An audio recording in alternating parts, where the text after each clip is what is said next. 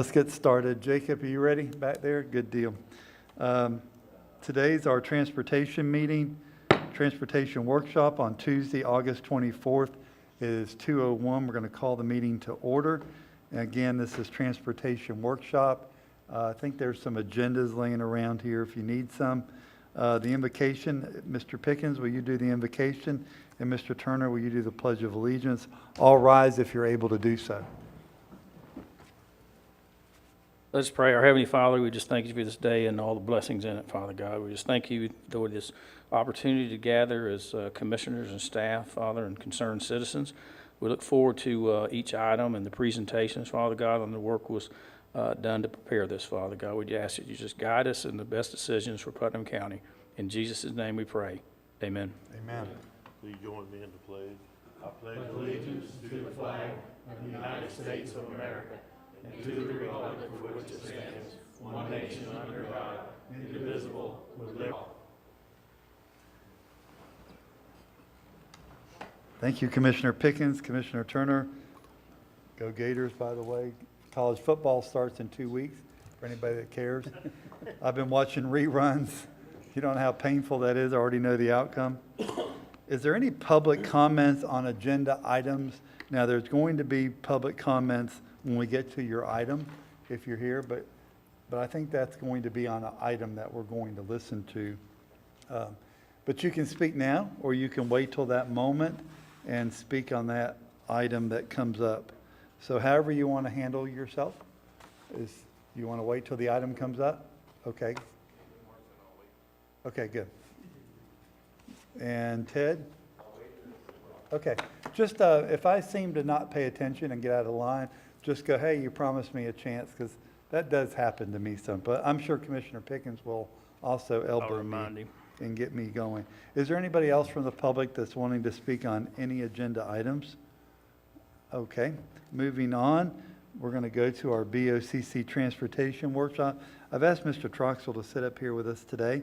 And Mr. Troxell, the first item is item A, the indemnity agreement between the town of Willaca and Putnam County.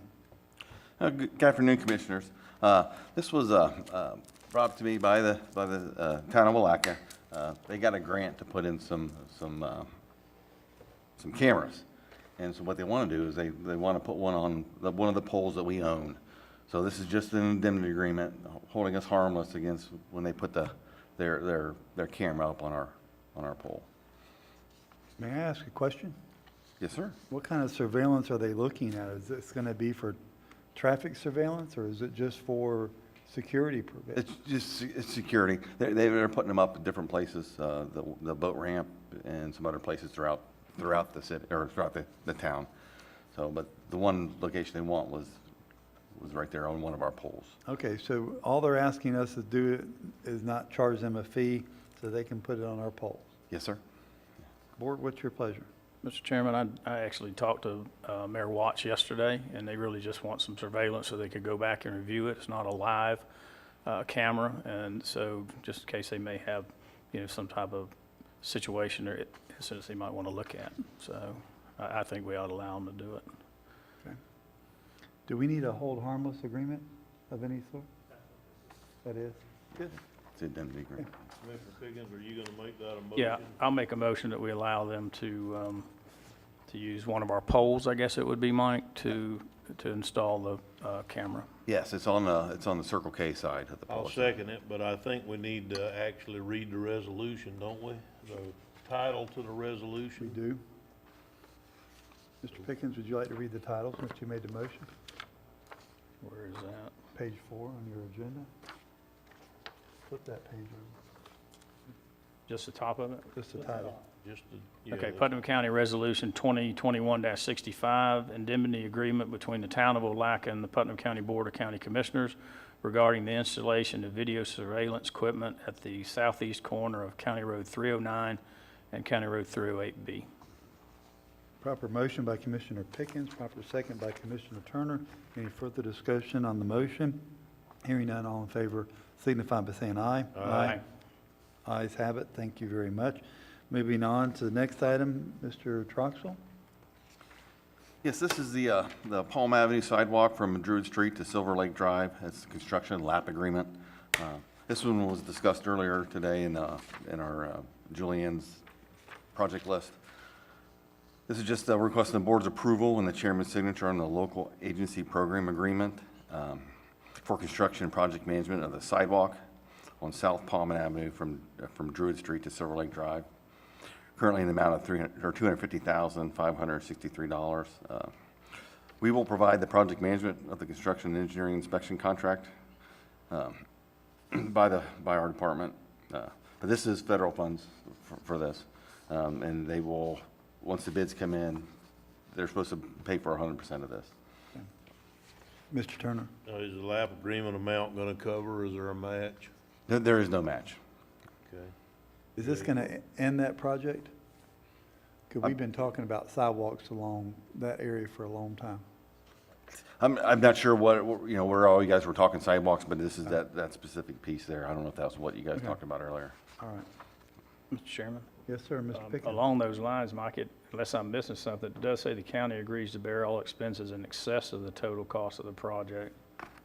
That's if it goes, they say once we get the bids in, it'll cover the bid cost, but if there's change orders after that, probably.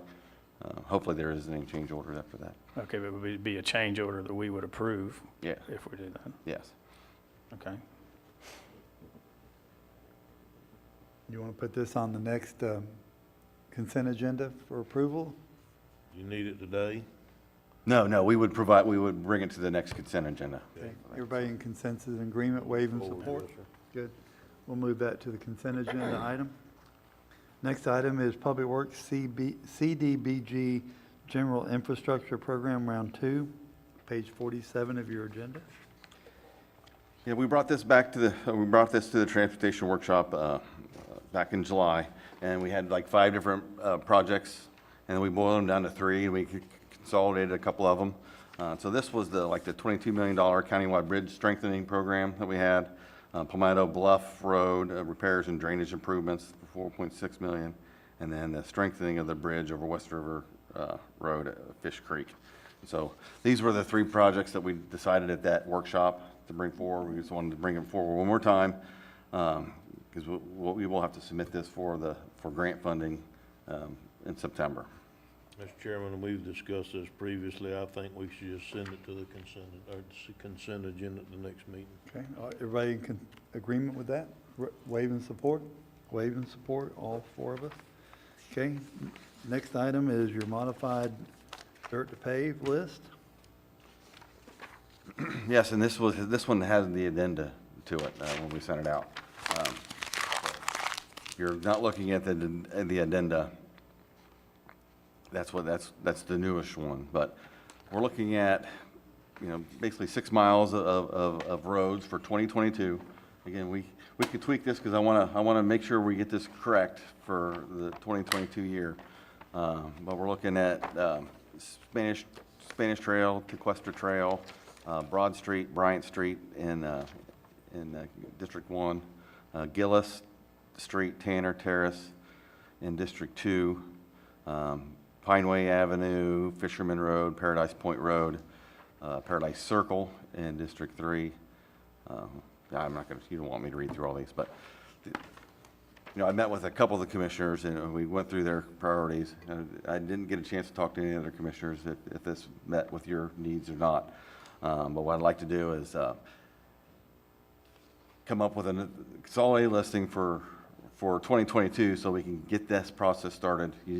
I think I've talked to you before that it takes several months for us to go through the process, getting it surveyed, get the number of houses so we can get the turnouts correctly for the driveways. So that's a long process, and the sooner we can approve the roads for the next fiscal year, the sooner we can start the process and get it out there. Thank you. Mr. Turner, you had a question? Yeah, my only question would be is with these roads as were presented today for next year's paved list, do you look for that to use up all of the Better Place money that we have, or are you gonna, if it doesn't, we're gonna go pick some more and go out until we spend that amount of money in 22? Oh, absolutely. I don't know what we have for Better This Place is paved. basically our first shot, our first round of 22, basically to see and then you'd go on to your next, after that, if it turns out we can, pave these early roads and possibly have some left? Yeah, yeah. And then we'll bring those roads back to the board too for their I approval as well, understand, but yes, yeah. sir. Okay, thank you. Thank you. I have a question, Mr. Adamzak, before we. Go ahead. On Lake Susan Road, I've been thinking about that. I did pressure washing over the weekend, so when you do that, you have nothing else to do but think, right? How big of a gap is there, and could we just not go ahead and maybe look at our ARPA funds and just knock that piece out? Yeah, so it's about 3 miles. 3.7 miles, we measured it the other day. Still the gap, so we were trying to get it so that over 4 years we could complete it, but I think there is cost savings if you did the whole thing together. Well, I think that's my point, because we got .9 here, okay? So then we're gonna leave almost 2.1 miles sitting there. And if the contractor who has been, let's just say that there might be a reduction in some cost in asphalt, we're not sure about that.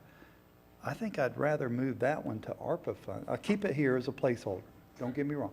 But if this board decides maybe we can do some roads with ARPA funds, that might be just go ahead and, because you were talking about there's some connecting issues out in West Putnam anyway in your district. And that's how I shifted this to Yeah, the list. I got it. Is basically in talking to JR and that he basically, when he spoke to his guys that are out in Mary Wisham, that's kind of their only route to get out to that area if they have to back up Station 20, and that's probably gonna happen some. And then Station 20 also doesn't have a direct paved road to get there either at all, without going back to 20 and around. So we think that would, now, another option that we talked about, which would make me just walk away from Lake Susan Road, is if we built the station out there, which may be cheaper than paving the road. So that's why, with that being in our. Yeah, but we still have a gap that we gotta maintain and gotta send a grader all the way out. Yeah, but there's other roads along that gap too, that the grader's still gonna have to go out there, I believe. Some of them side roads we maintain, don't we? I'll have to look. I don't know if we maintain some of those side roads off there. Yeah. Why don't we move this forward and just ask them to get back with us on that particular one until y'all make up? Caller, it's bothering me, your caller. Oh, well, But I do like the idea of if we can do it all at once, that would be preferable, I obviously. just wanna try to move the list forward is Let's what move I the list wanna try forward to and then, do. and Yeah. look at that gap, and maybe we can see what that is later down if we have some additional ARPA funds that we could throw Oh, to. perfect, yeah. Okay, that'll good. work. All 'Cause, right, so do no- we want to move this list forward? Yes, sir, I do. I think we need to go ahead and move it forward and put it on the consent agenda and then on Lake Susan. Get, I think both y'all cover Lake Susan, don't you, No, sir. parts of it? No. It's all mine. Just you, okay, so maybe make sure he gets back with Commissioner Adamsack before we actually do that, but the rest of them don't even slow down. Okay. I guess I would say if we did end up finding an alternative route for Lake Susan, we'd probably want to do more on Cousin Town, coming I hear down towards Interlochen. Or come in the other way, maybe might be a. Well, that we drove it several times now, and that other end would save us a lot more on maintenance, because that's the end that deteriorates whenever it rains. But it gets narrow, because I hunted that area and it gets narrow. I don't know if we Yeah. have enough right of way when we come up to the power lines. I don't think you're gonna see maybe 25 or 30 feet of right of way through there. We'll have to look at that. Yeah, you might want to really check that out. But I don't disagree with you, Mr. Adams. I don't. I want to mention something while we're here, because first of all, are we all waving support on this? We're good? Okay, good. Never mind, I'm good. Okay. Mike, you had something you wanted to say? Yeah, and the second part of this is we've put Oleander, is it street off for a couple years now. We really need to get done, but this thing has so many moving parts. There's a lot of properties around there, and we really need an outside surveyor to look at this. Our surveyor could do it, but it would take him 6 months with all the other work he's got to do. And so I would like to, I don't know if there's a way to use Better Place money for surveys for dirt How to much pave. is it? About 23 grand. 3,000. I don't think we need to worry about Better Place on that. Just go ahead and authorize the use of $23,000 of the county's funds to do that. Because this will take a full-time surveyor still a Can I month or ask so. you, could a contractor hire their own surveyor to Well, the if you build that one street. problem is you don't know what to do to design until you know what your right-of-ways are Correct. and where they run. Okay, Yeah. I see what So you're it's saying. almost like it's got to be done ahead or it'll hold the thing up. So, Okay, so 23 grand buys us a outside surveyor that's. gonna Correct. Go in there and shoot elevations too? They would, I'm not sure if they need elevations, but if they need it, they would shoot it. But it's mainly just the center line of the road, how much right of way we have, and Seems what's the. high though, for just if you're not gonna shoot. No, it's a long road. They have to do a lot of research, Yeah. a lot of research. I'm good. I will even support that one through too, so I'm good with that. We gotta get that one off the table. Yeah. That's been sitting there a long time, Correct. you know? Okay, so we're all good. We all waved in support on item D. Okay, item E, Public Works approval. What's the next?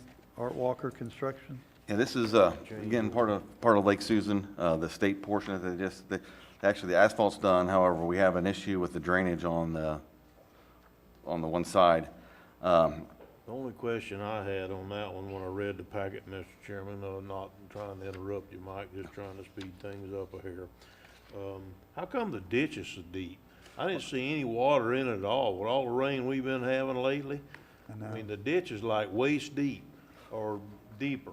That was- The side slopes are very steep. Well, that's one of the issues. That's why this change order is here.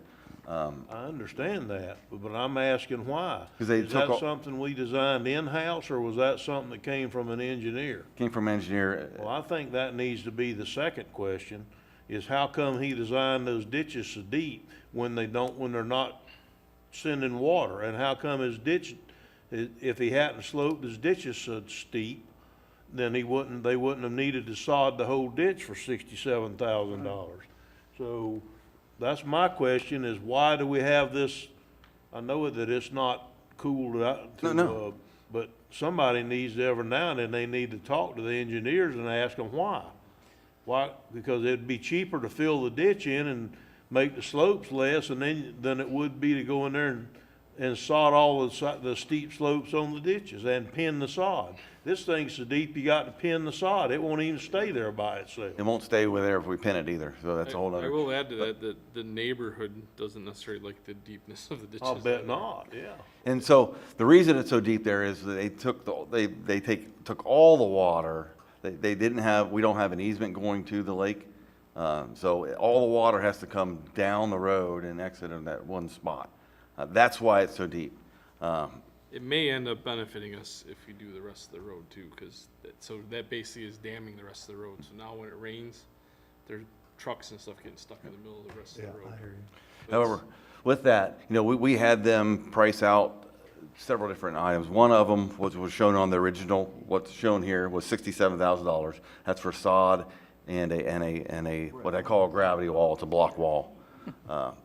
However, we got to thinking that there's a cheaper way to do this, and it's piping. And so they gave us another bid for piping, which is a lot cheaper. It's about almost $12,000 cheaper if they pipe it in. And then so that was what I have right here. So your recommendation is to pipe it instead of sodding the sides? Correct. There'll still be some sodding available or needed, but instead of pitting it up, doing all in the gravity wall and How other much is stuff, that one? the total was 54 instead of 67. So 54 for piping and sod? Yeah. Can I ask you a question along those lines? That happened to us out in Ashley Lake.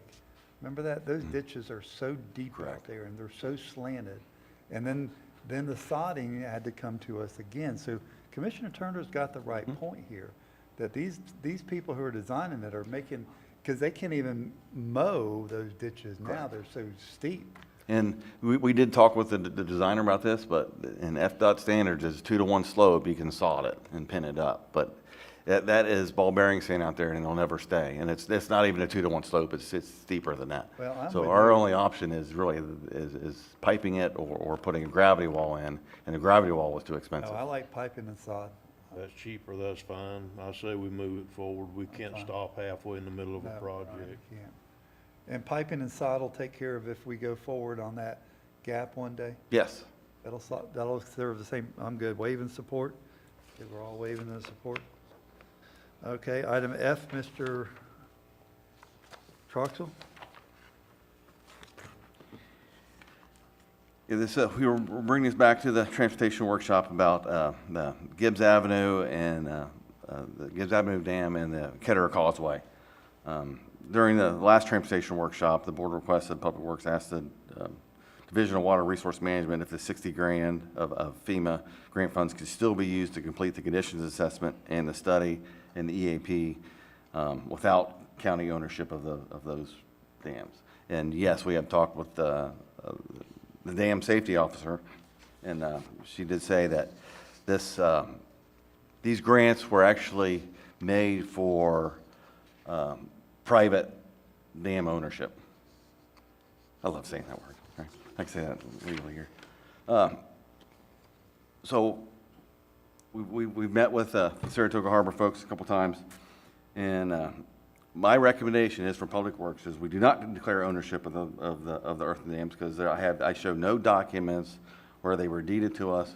We have back in '67, we took maintenance of the roads, Right. but they were not deeded to us. So I show no county ownership of these dams.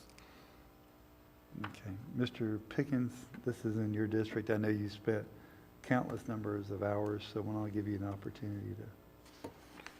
Yeah, we've been working on this project for a couple of years, and we actually at one point had drafted a letter that the county showed ownership, but under further investigation, it shows that was incorrect. At that time, I thought the project was moving forward. Now, we have moved forward with the repair of the weir, right, Mike? Weir, and then that's supposed to go out to bid, and that repair of that is to protect the road that we do own. Correct. So where we're running into the issue is of the Saratoga Harbor Property Owners Association, or the county showing ownership of these earthen dams. I still feel that we don't need to let the money expire to do the study, because I think that needs to be done, but somebody has to show ownership of the dams. And it's coming up that the county has never accepted these dams as ownership, just the roads for maintenance. And I'll let Ted speak. I don't know, the meeting that we had, it didn't appear that the Saratoga Harbor Association wanted to accept the responsibility and show ownership of these dams, but somebody has to do it before this project can move forward with the study. If not, we'll lose the money. And when we had our conversation with Tracy Woods with FDP, she did say that there is follow-on grant money that's available from the state. However, it does need a municipal partner in order to get those funds. But there are funds out there when they do the inundation study, if there's work required, there is grant money out there. And it's a state grant that has to be championed or assisted by a municipality. But Right. there are grant monies available. Right, and I think we made it clear, I think at the dais here, and then we met with the Homeowners Association a week or so ago, and then Mike Troxel and Administrator Suggs have talked to Ted on the phone, I think once or twice, is that the county would do everything that we can to assist them, and these grants are maybe possible if the county teams with them, but somebody's got to show ownership of the dams. Okay. And this evaluation will show what is needed to be done as far as any maintenance or repairs, correct? Yes, When it's done? among other things, yeah, it also does their safety plan and, Right. how they get out of there during an emergency and some other stuff. But part of that is the inundation study and some of the studies on issues that might be currently there with both causeways, with the Ketterer Causeway and the Gibbs Causeway. And then in our conversation at our meeting, I said, I don't know if this board is prepared to accept these dams at this time. Okay. So let me get something straight, because I've read through these documents. The roads going over the dam were dedicated to the county, correct? Or Yes. we put a maintenance, we do something with those. I think it was in '67, Okay. they were approved by the Board of County Commissioners for maintenance Maintenance. of the roads. but not ownership. And then so what's been found out is now that the property under the dam does not belong to the county. It belongs to the association. Correct. Everything I've seen, it belongs to the association. And it appears that the association has tried to get some help before, from my understanding, right? Is that what I saw in here? I believe, you guys have been working this for a while. Okay. Seemed all right. like we talked about this a couple of years ago, and Right. We did. when we did, they were gonna try to come up with a alternate plan to go out across the hayfield in front of it, where they Right. didn't have to cross the dam at all in case something ever happened to the Right. dam. And so, do we know what happened to that, or was that the study that we're talking about that never got done because nobody will claim ownership of the dam? Ted, I believe that will come out in the study, correct? The evacuation plan, yeah, so it never got done. Okay. Okay, And we're so running out of time to be able to get that money to I do the would study. think we should have ran out of time. It's been at least a couple of years we've been talking about this. So basically, all they're asking for today is for us to support them getting the $60,000 for the evacuation study. Is that what we're doing here today? Then how about explaining a little better to me what the decisions that you need today are? Well, the decision today is, does the board want to go with my recommendation and not accept, say we don't own these earthen dams? If we don't own it, we don't own it. Correct. So, okay, so. That's the big piece, because then follow on is then Saratoga Harbors has to claim ownership so that they can get this $60,000. Okay, so if neither one claims ownership, then it just goes away. It just goes away. And again, it falls down to, we have until the end of August to do this, because Tracy said that she will keep that funding available until the end of August. That's only next week. Right. Right, it's just a week. And, we made it clear to Tracy that we wanted to do everything that we could to make sure we don't lose this money. Correct. And so it's still there, it's just somebody has to show ownership. At this point, I kind of wish it was clear cut that the county owned them, then we'd be moved forward, we knew we owned them, but if we don't own them, we don't own them. We run across not dams, but we run across that all over the county too. Mr. Commando, I guess you've been involved in this. Yes, sir. Can you give me an update on? Well, I mean, we've been maintaining the road. I think there's some question as to whether or not anything that's below the road is actually owned by us, but even in the presumption that we own the road, the right-of-way, that doesn't mean that we own the rest of the dam. That's the problem. All right, good. All right. Promised y'all a chance to speak, so Ted, can I call on you? Okay, call on David first. David Morrison, if you'll come up and state your name and address for the record. And we give 3 minutes. We're not going to pull the plug on you and drive you out of here. There's no trap door, but I might say if you can wrap it up, so. I'll be very quick and brief. Okay, thank you, sir. For allowing me to speak. If you'll put that microphone right to you, because it is hard. Okay. I'm David Morrison, 301 Saratoga Drive, Satsuma, Florida. And I'd like to present this to you so that as I speak, you can understand what I'm talking about, if that's all right. I have to give it to Miss Ashley there.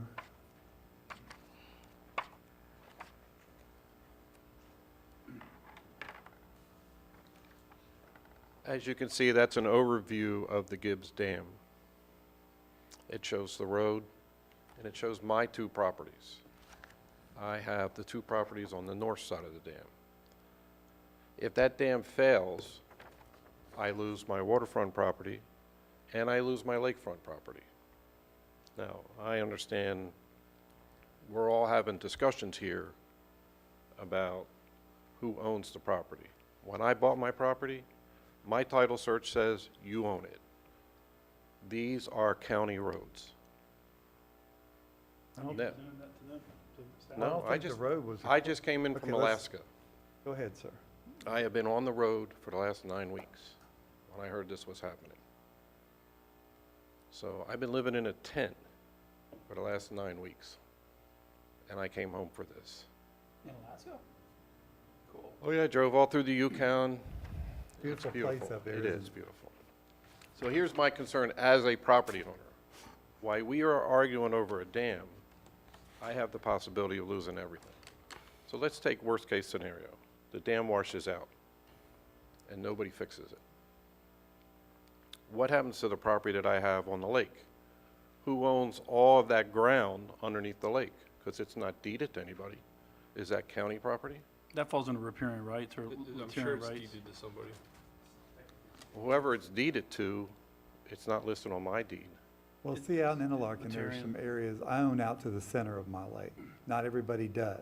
Correct, So- and that's the way this lake is. Right. Everybody there only owns a couple feet into the lake. Right. The whole center of that lake is not deeded to anyone. Okay. Number two, on my waterfront side, on my riverside, that will fill in with sand. Then I'm gonna have to get dredging permits in order to get my boat out. So while we argue over who owns the road, I am the one that's gonna suffer the I don't think most. there's an argument on the road. Well, if you own the road, you own all the dirt under the road. Not necessarily. I mean, I can give you a case in point that Kirkpatrick Dam out here, that was the argument with them at Rodman, that we didn't own the bottom of it either. But I can't argue. I'm not a legal expert. I can only take legal opinions, so. Correct, I understand that. Isn't there part of the dam outside of the actual road right away? Yep. So it's not, even if we did take ownership of the dirt underneath the road right away, that doesn't mean we own the dam on each side of the road right away. Correct. I'm just here to present my position. I understand. If this continues much longer, I will be forced to leave the area because I'm not going to lose that property value. And that's the position I have to take to protect myself. I have a question. You said that you had a title search done and it shows that the county owns that. Can you share that with us when you get a chance? Yes, I Because can. there might be an issue, and it's happened before, where one person looking at it says, we don't own it, and one looking at it says we do, and they might have better data. I remember when I had the title search done, I had to have floodplain maps made, which was done by a local surveyor right across the street, pretty much. Did your title insurance show that the county owned the dam or the road? Because No. we agree the county owns the road. Correct. We just don't agree that outside of the right of way, the county owns the dam. And if you look at that drawing, you'll see that outside of the road and the easement of the road is actually only 10 feet, or roughly 10 feet. Doesn't matter if it's 2 feet, if it's outside of our right of way, we don't own it. I understand what you're saying, Commissioner. I'm not arguing with you. But as a member of this county, I have a problem. And I'm asking the commissioners to figure out a way to solve that problem. I would ask our council if we go in and claim ownership of that and it's not rightfully ours, what does that do? Well, I don't know that you can go in and just claim somebody Right. else's property. Right. At least I haven't seen that since the days of the explorers, but it's somebody else's property and not ours. It would be a different situation if the county wanted to accept it, if it was deeded to you, or some other title transfer of that property. But just saying it's ours doesn't make it ours. Thank you, sir. We have done work on that before, and we had to get a right-of-way easement or a temporary construction easement to go in there to do some work. From who? From the Saratoga Harbor Estates. We also had to get an easement through where we're fixing the weir. Here, you get that. We had to get an easement from the Saratoga Harbor Estates in order to do that, so. Okay, wait a minute, that's a horse of a different color. So the county had to go to the homeowners association and ask for permission to do some work on the road or the right of way, It was in the weir. in the weir. And then some work on the side a while ago. Why would we do work on the weir if we didn't, is it in our right of way? The weir is not, but we were doing work on the weir to protect the road that we do I own. got you. So we had to ask the homeowner association for permission. Correct. So there was an implied, don't mean to be an attorney here, Sounds but there like was they- some implied ownership if we had to go ask somebody to do something, right? Yes. Okay, thank you. Thank you, Mr. Moore, Thank you appreciate very it much. very much. And I've been to Alaska. I think every American should go to Alaska. It's one of the most beautiful places in the world. And I recommend a tent and not a cruise ship. I hear you. You get to meet the local people Sure. and see how nice they really are. I was elected governor of Florida in Alaska, but that's a whole nother topic one day. We were having fun that night, so. I could see that. Ted, come on up, sir. Thank you. How are you, my friend? Please state your name Thank you and for this opportunity, and hello, everybody. First of all, state your name and address. well, I'm sorry, Ted Schneider. I'm at 125 River Road, Satsuma, Florida, which is in Saratoga Harbor. And anyway, all the documentation that I have accrued as the chairman of what we set up a subcommittee underneath the board of the Saratoga Harbor Property Owners Association.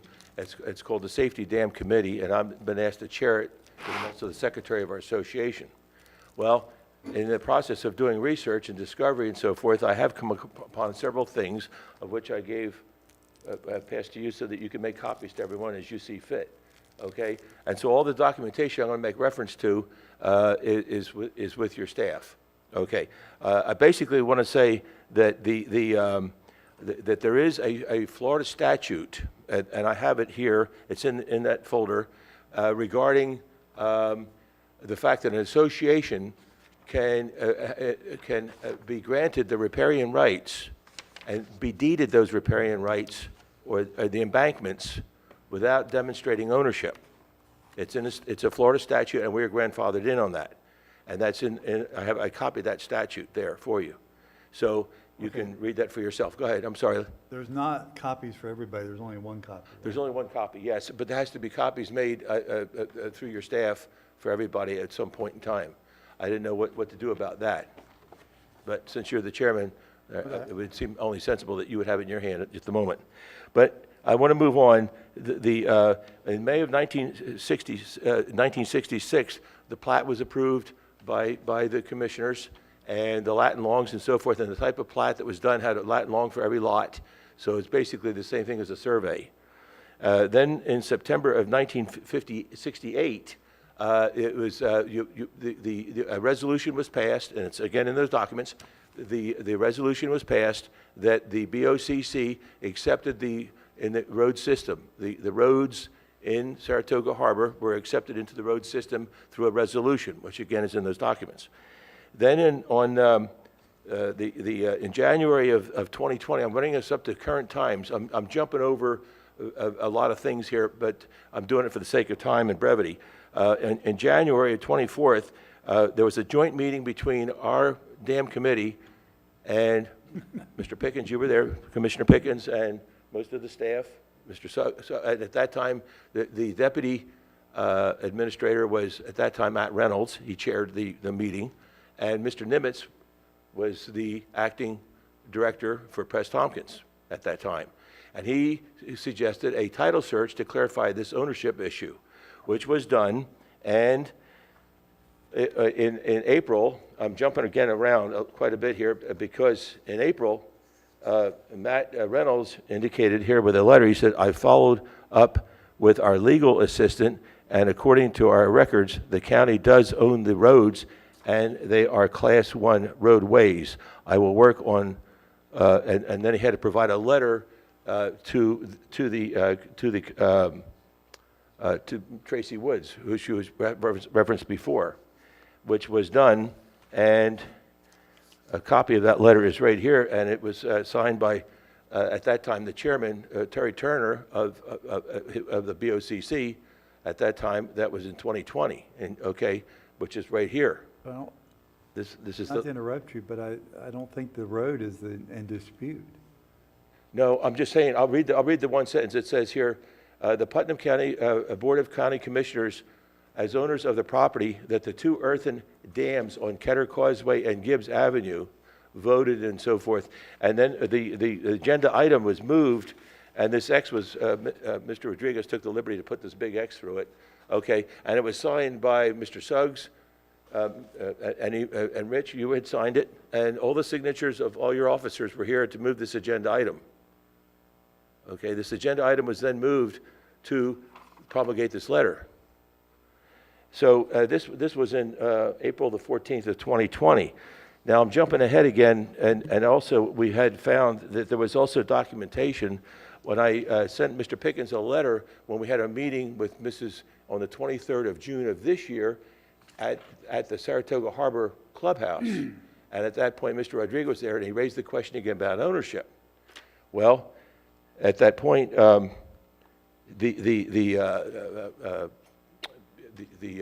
question about ownership came up again, and Tracy Woods offered and said, I can hold that money till the end of August, which Mr. Troxell just indicated, and did so. And that money's in abeyance right now. It's sort of like an escrow. Well, that letter that I had sent to Mr. Pickens, going through the history, the litany of events of this, to bring him back up to speed, because he was a little remiss on knowing what was going on. I had also sent it to Matt Reynolds. At that time, he's now clerk of the court. He won the election. And so he responded with a letter, and I have it right here. It's, just to give me a minute here. He indicated in this letter that he'd sent it, and he said right here, and in fact, I'll read the one sentence. I'm not going to read the whole thing. And he said, the ownership issue with Rich, referring to you, okay, the letter went to you, and he stated that if the county owned the row, R-O-W, which is right of way, then the county owns the dams underneath them. And that was just stated up to 6 weeks ago.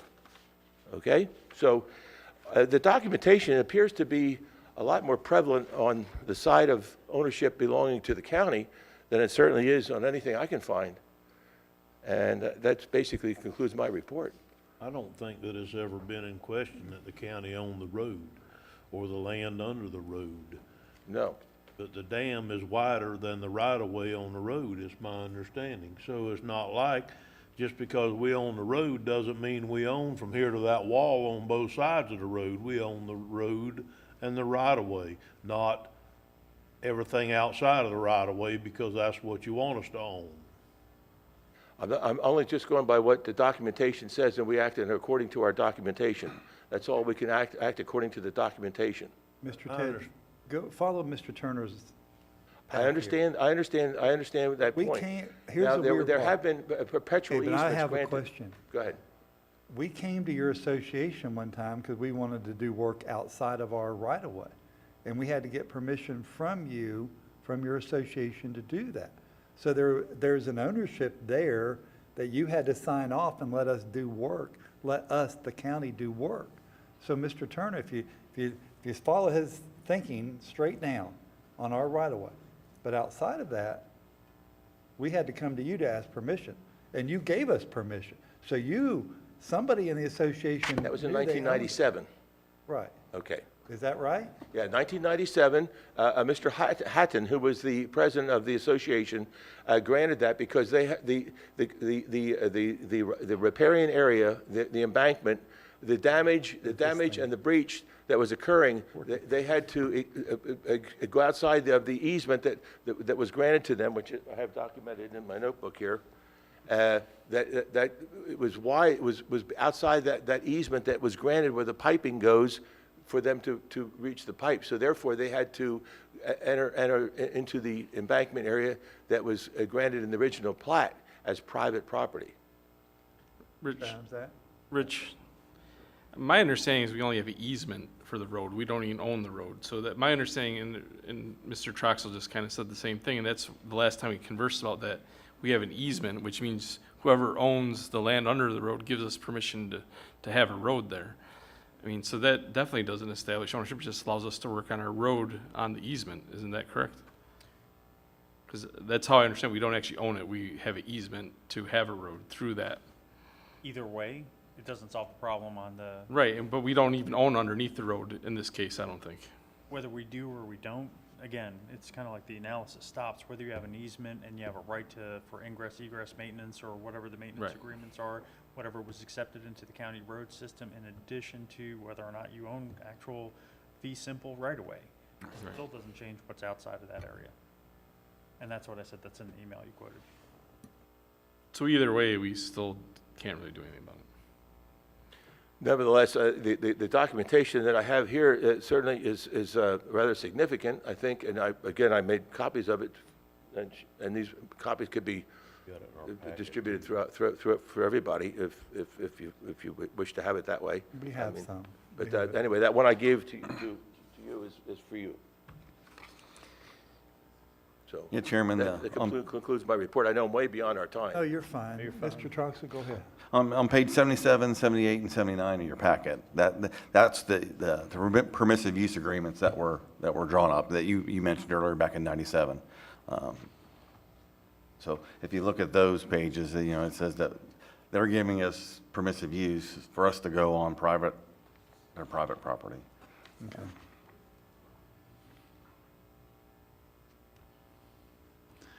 All right, so today what you're asking us to do is we need to partner with you, or is that right, Mr. Pickens, on the study, this money, the $60,000?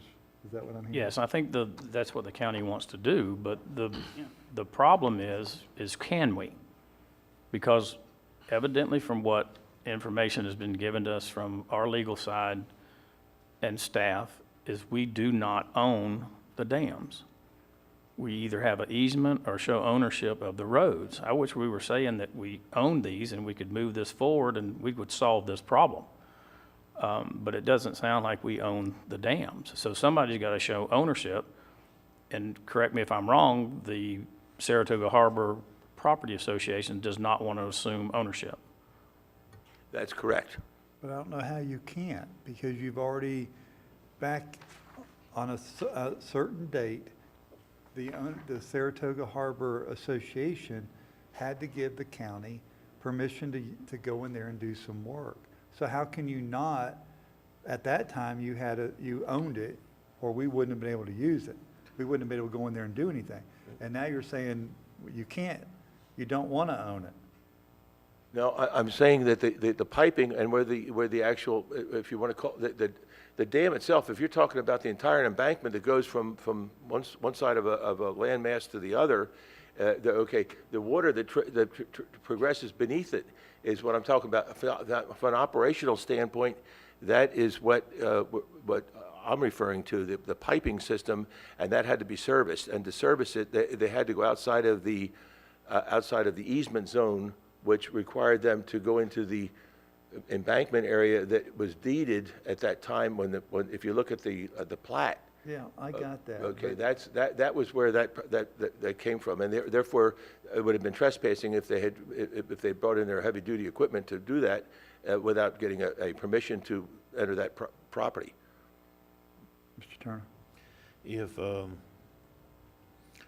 If a previous commission or previous department decided that they wanted to work on private property, the only way they could have done it probably would been if it was for the good of the public, then they could decide to take that project on. That's the only way they could have done it. So I think today what it boils down to is a difference of opinion, basically a standoff between the Saratoga Homeowners Association and this board. Our legal people are telling us we don't own it, and you're saying you don't want to own it. So the $60,000 for the study is going to go away, because I don't see the county taking it on, because in this commissioner, it would set a terrible precedence, because there are roads all over this county that people are begging us to take in that are washed out and they can't afford to fix them or use them or whatever. Some of them go to hundreds of houses also. It's not just a small area. So I understand what you're saying. You don't want to own the dam because you don't want to take on the financial commitment of it. I get it.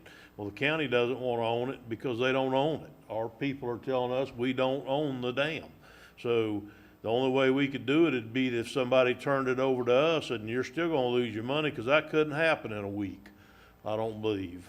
So, I mean, I understand what you're trying to talk us into, but I don't agree with what you're saying. We don't own it. Our legal team, our public works is telling us we don't own the dam. We own the road.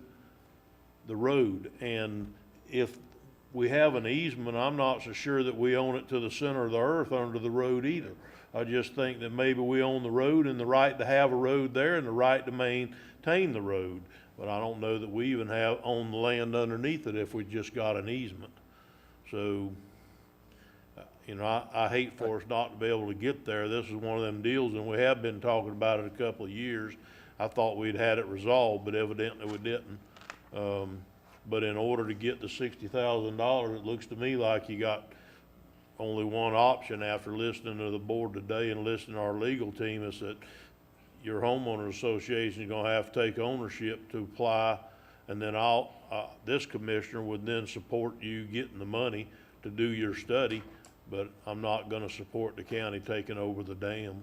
Well, we were told by Mrs. Woods, Tracy Woods, and that money would be available till the end of August. Now, our board that makes these decisions, this information, as an information gathering body, which I am the ombudsman, is gathering this information. We'll present it to the board of the Saratoga Harbor Property Owners Association, which is a voluntary association that has a nominal dues that is just basically operational, and to basically for a voluntary organization to be able to assume a liability of all this type of thing is just going to be financially not doable, and it'll probably lead to a dissolving of the entire association.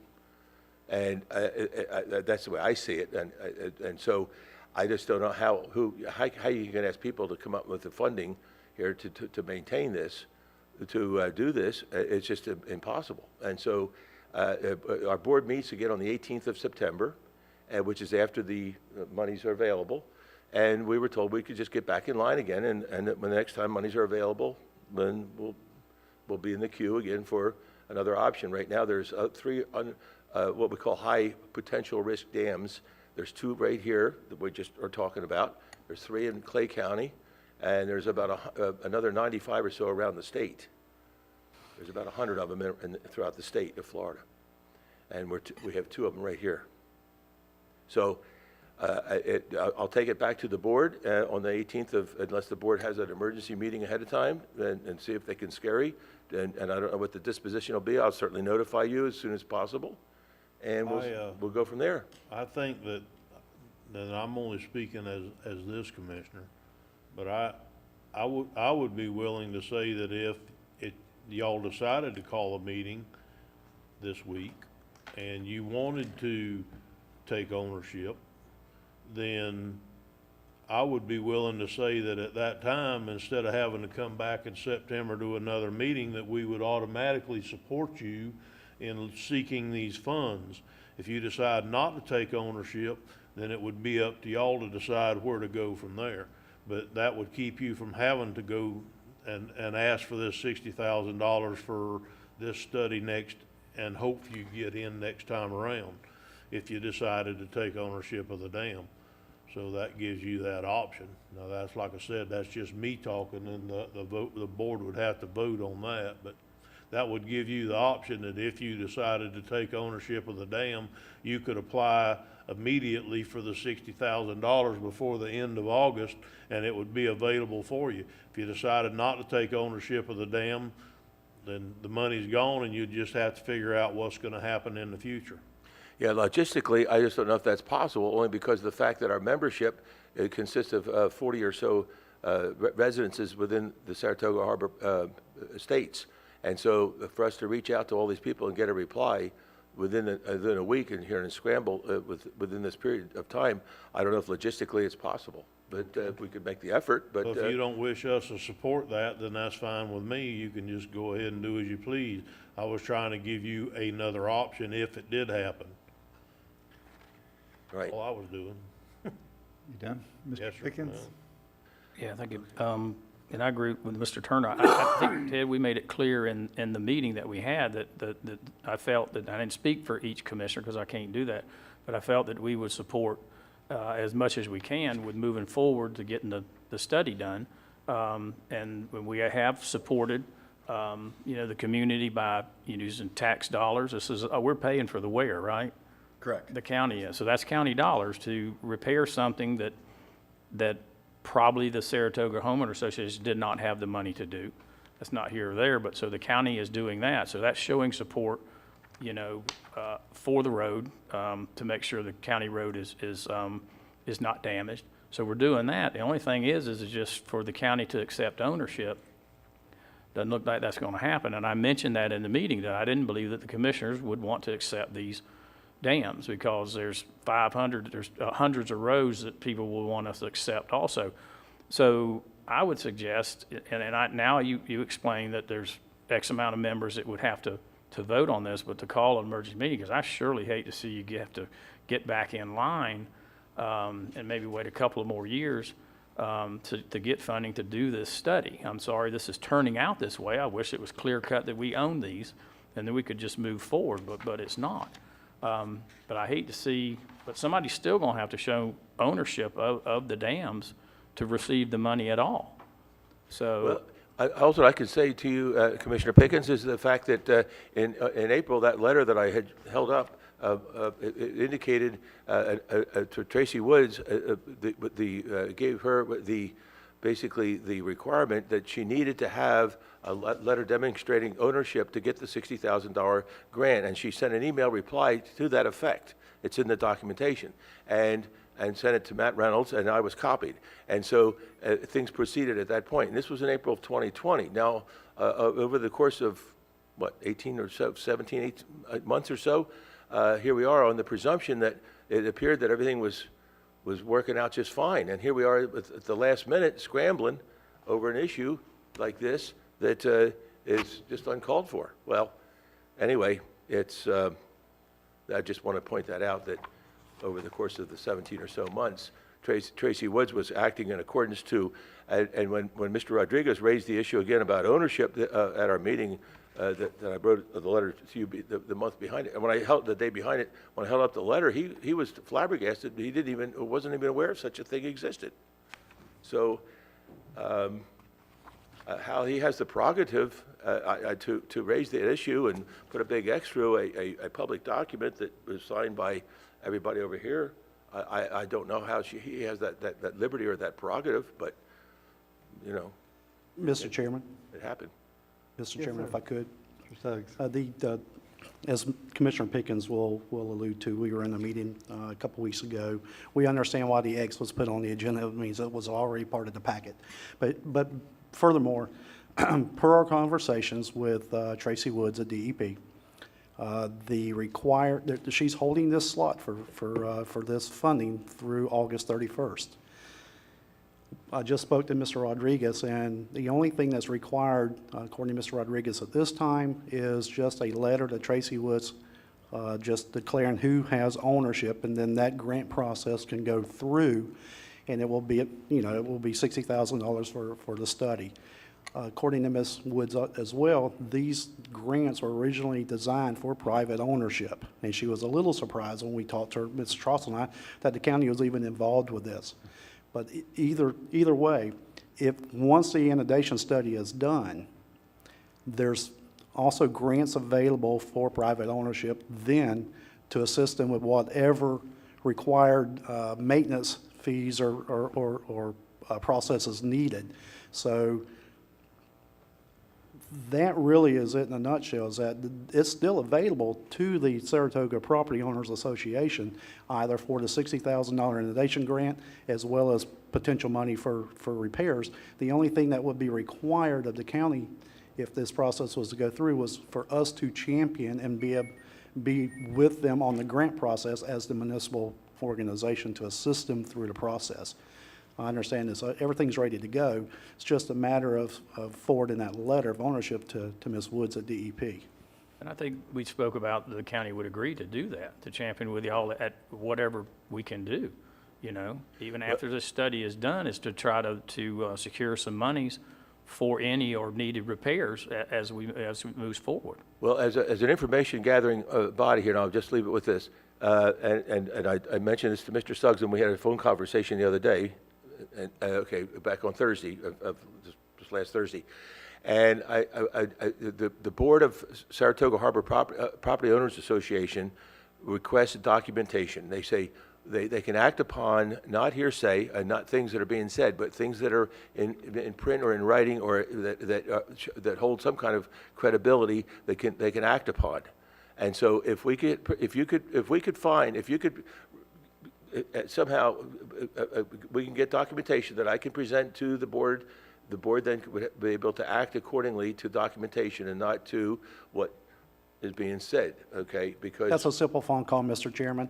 If Saratoga Harbor would like to contact Ms. Woods, she'd be more than happy to give that same information to them. I'll even set up the call and process it myself and facilitate it if that's what I it don't think takes. that's what he's asking. He's asking for documentation from us. Well, that would be from DEP. That's not from the Board of We County would- Commissioners. So you're wanting a letter from us, Us. basically stating, is that what I'm hearing, Mr. Pickens? yeah, we would like to have a letter from the county knowing that you're going to give us the support.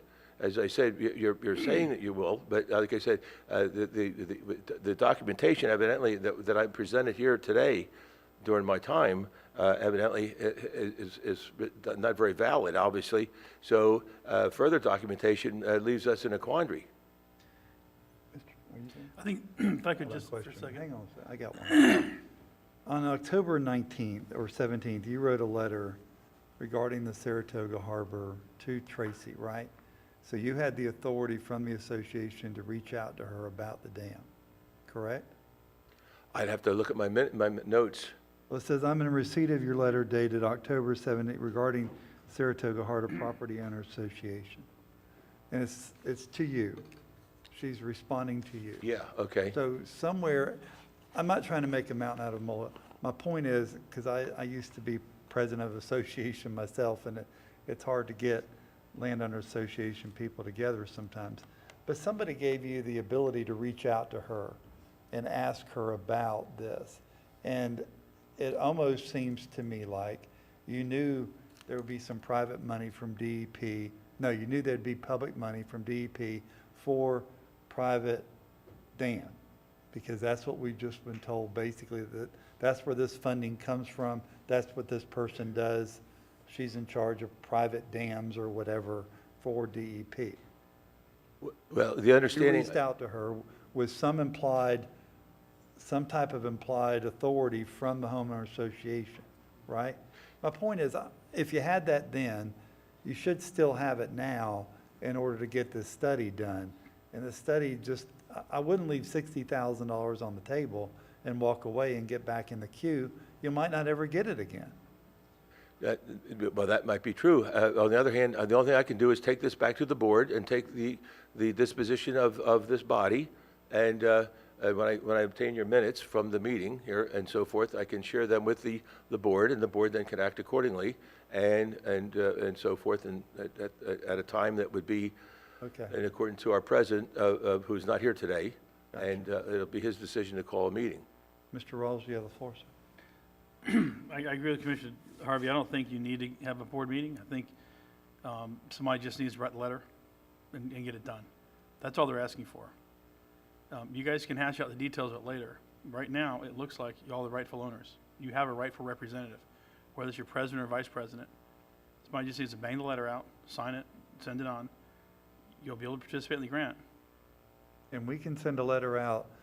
I'm sure this board is fully supportive of trying to help you get this money.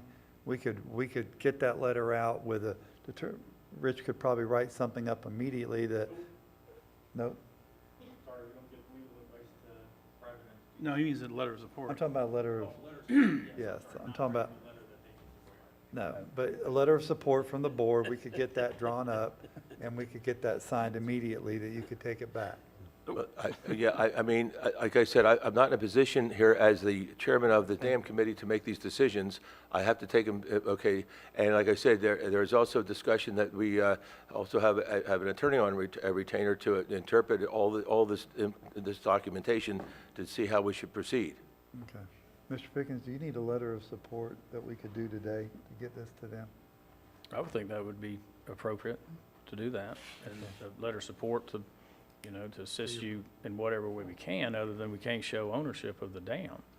And to continue that we would try to assist in securing monies for repairs down the road. Okay, I think the biggest concern that many of us have is the is the liability issues and so forth. If there is a breach of one of these dams, and what could ensue in the way of damage of what the inundation study would show with the loss of life and the loss of property, it would show liability. And the liability is, if it falls upon a volunteer organization, I can tell you right now that they're gonna run like like wild cats, okay, away from the fire. So we're going to have a very serious problem here. I can see it on the horizon. I'm just telling you my gut feeling, and I'm just sharing my thought with you. And I think you all can understand that when you have a volunteer organization and they're going to assume ownership, they're also assuming liability and responsibility. I think that goes without saying, though, and if there was 100 people that owned private roads that tried to give us roads here, they would be saying the same thing. Yeah. And we would be telling them the exact same thing. We're not being selective and picking on y'all. We've had this conversation with, since I've been elected, more than a dozen times with people that are coming in saying, look, we can't fix our road. We can't fix this problem. Kids aren't going to be able to get to school. Mail can't get delivered. And we have to tell them the exact same thing every time. We can't work on private property, and we can't take ownership of this and selectively say, we'll take on yours, but we're not going to take on the other ones. Well, I didn't bring this up, but in 1980 and 1985, there were two inspections done, and both of them showed, because of the high-risk dams, and they were addressed to the county, okay, and nothing was done. And in one of them, I have all the documentation, as I said, but I didn't put it in with this here. That's in another thing here. And at that time, it showed that it was before the BOCC, and it fell short of a vote. Okay, it was a motion. It was not seconded, so it was buried, and it was referred to legal. And I cannot find the documents where it was referred to legal for interpretation of that. So it just seems like the can's constantly being kicked down the road Sounds here. to me like the ownership I'm has going been back in- to the 60s. The ownership has been in dispute for decades, it sounds like. Yes. And it still is, and until, just speaking only for myself, until you can show us that we own this, I can't get on board and say we own it. That's why I asked the gentleman, if he has had title work done, and they've come up with something that says that we own that dam, I'm willing to look at it. But the one person that we depend on is saying we don't own it. Mike Troxell's saying we don't own it.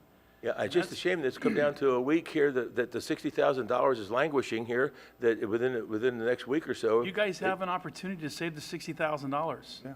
You're not going to lose it. Stroke of a pen. We're going to write a letter of support. We can do it by tomorrow and have it down to you. You won't lose the money if Write you the letter. move fast. Write the letter. But, well, I'll take it up with the board, and I'll take it up with our president. And like I said, I'm not in a position to make a decision. I'm only in a position to listen to what you have to say. We will support the effort, but, and if your board comes back and says, we don't want to be responsible, then tell them from me, that's how we feel.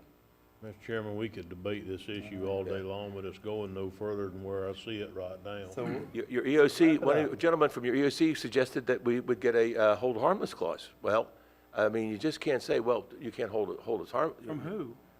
No, that was from the gentleman I'm under, the saying you would gentleman get that a works hold for harmless Turnip agreement Seed. from us? Yeah, he said, I'll get a hold harmless clause. no. No, from the residents, I think is what he was talking about.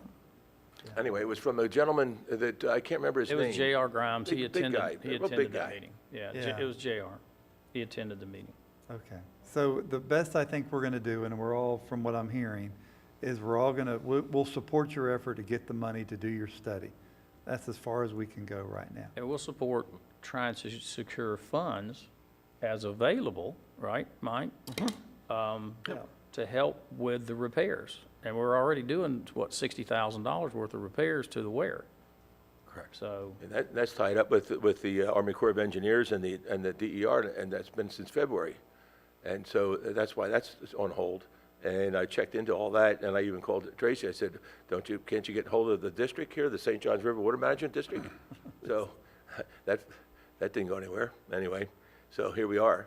All right. Again. Do you want the letter of support from us for your effort? Well, certainly, anything at all that you can provide in the way of documentation, I can take it before the board and take it before our president and also point out the urgency here.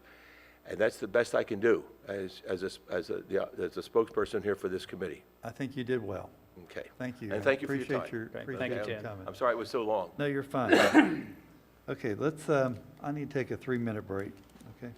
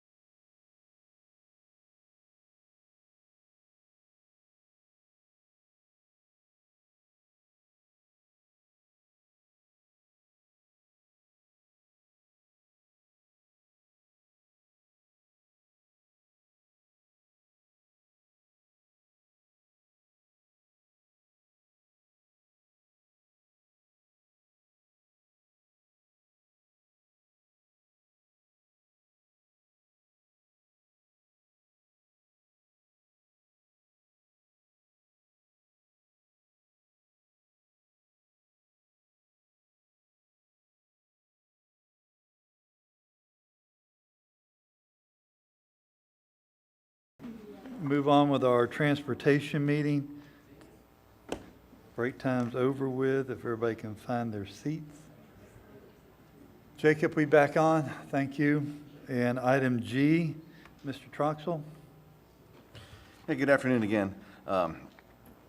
This one is specifically addressing the State Route 100 bike crossing right next to 309C. During a Waterways and Trails Committee meeting, committee requested information on that crossing.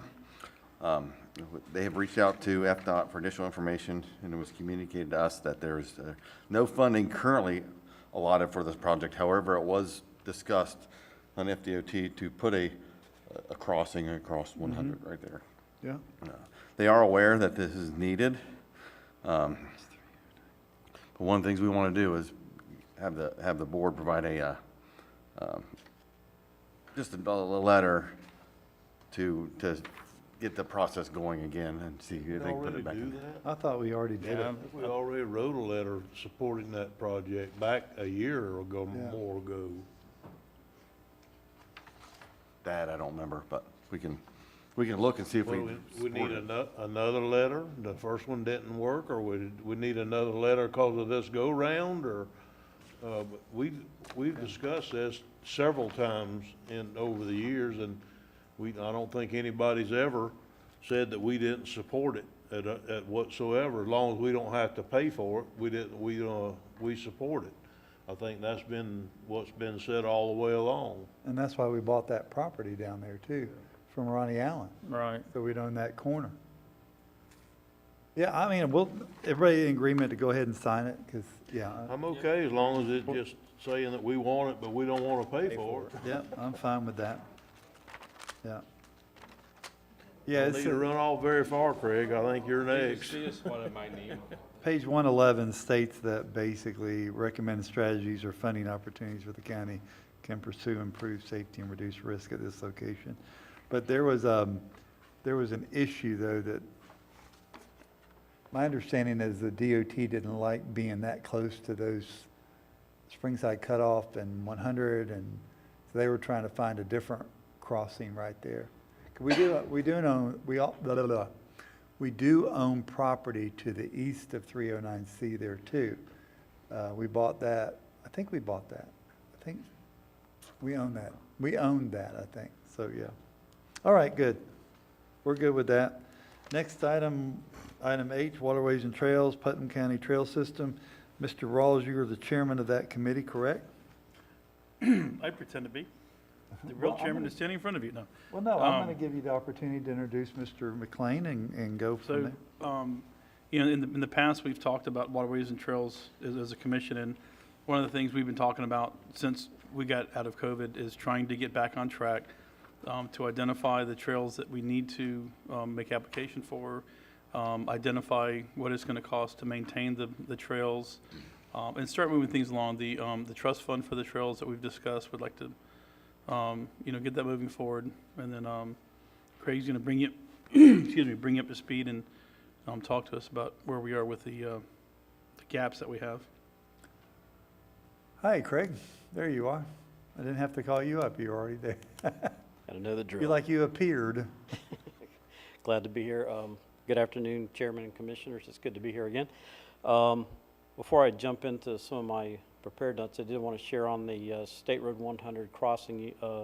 Commissioner Turner, you are correct. The county did send a letter to DOT about 2.5 years ago requesting a crossing assessment being done. That assessment has been done. DOT moved forward and actually purchased more land on the north side of State Road 100, and they're wanting a letter of support to begin the implementation side of the project, which is actually designing and constructing a crossing with a signal.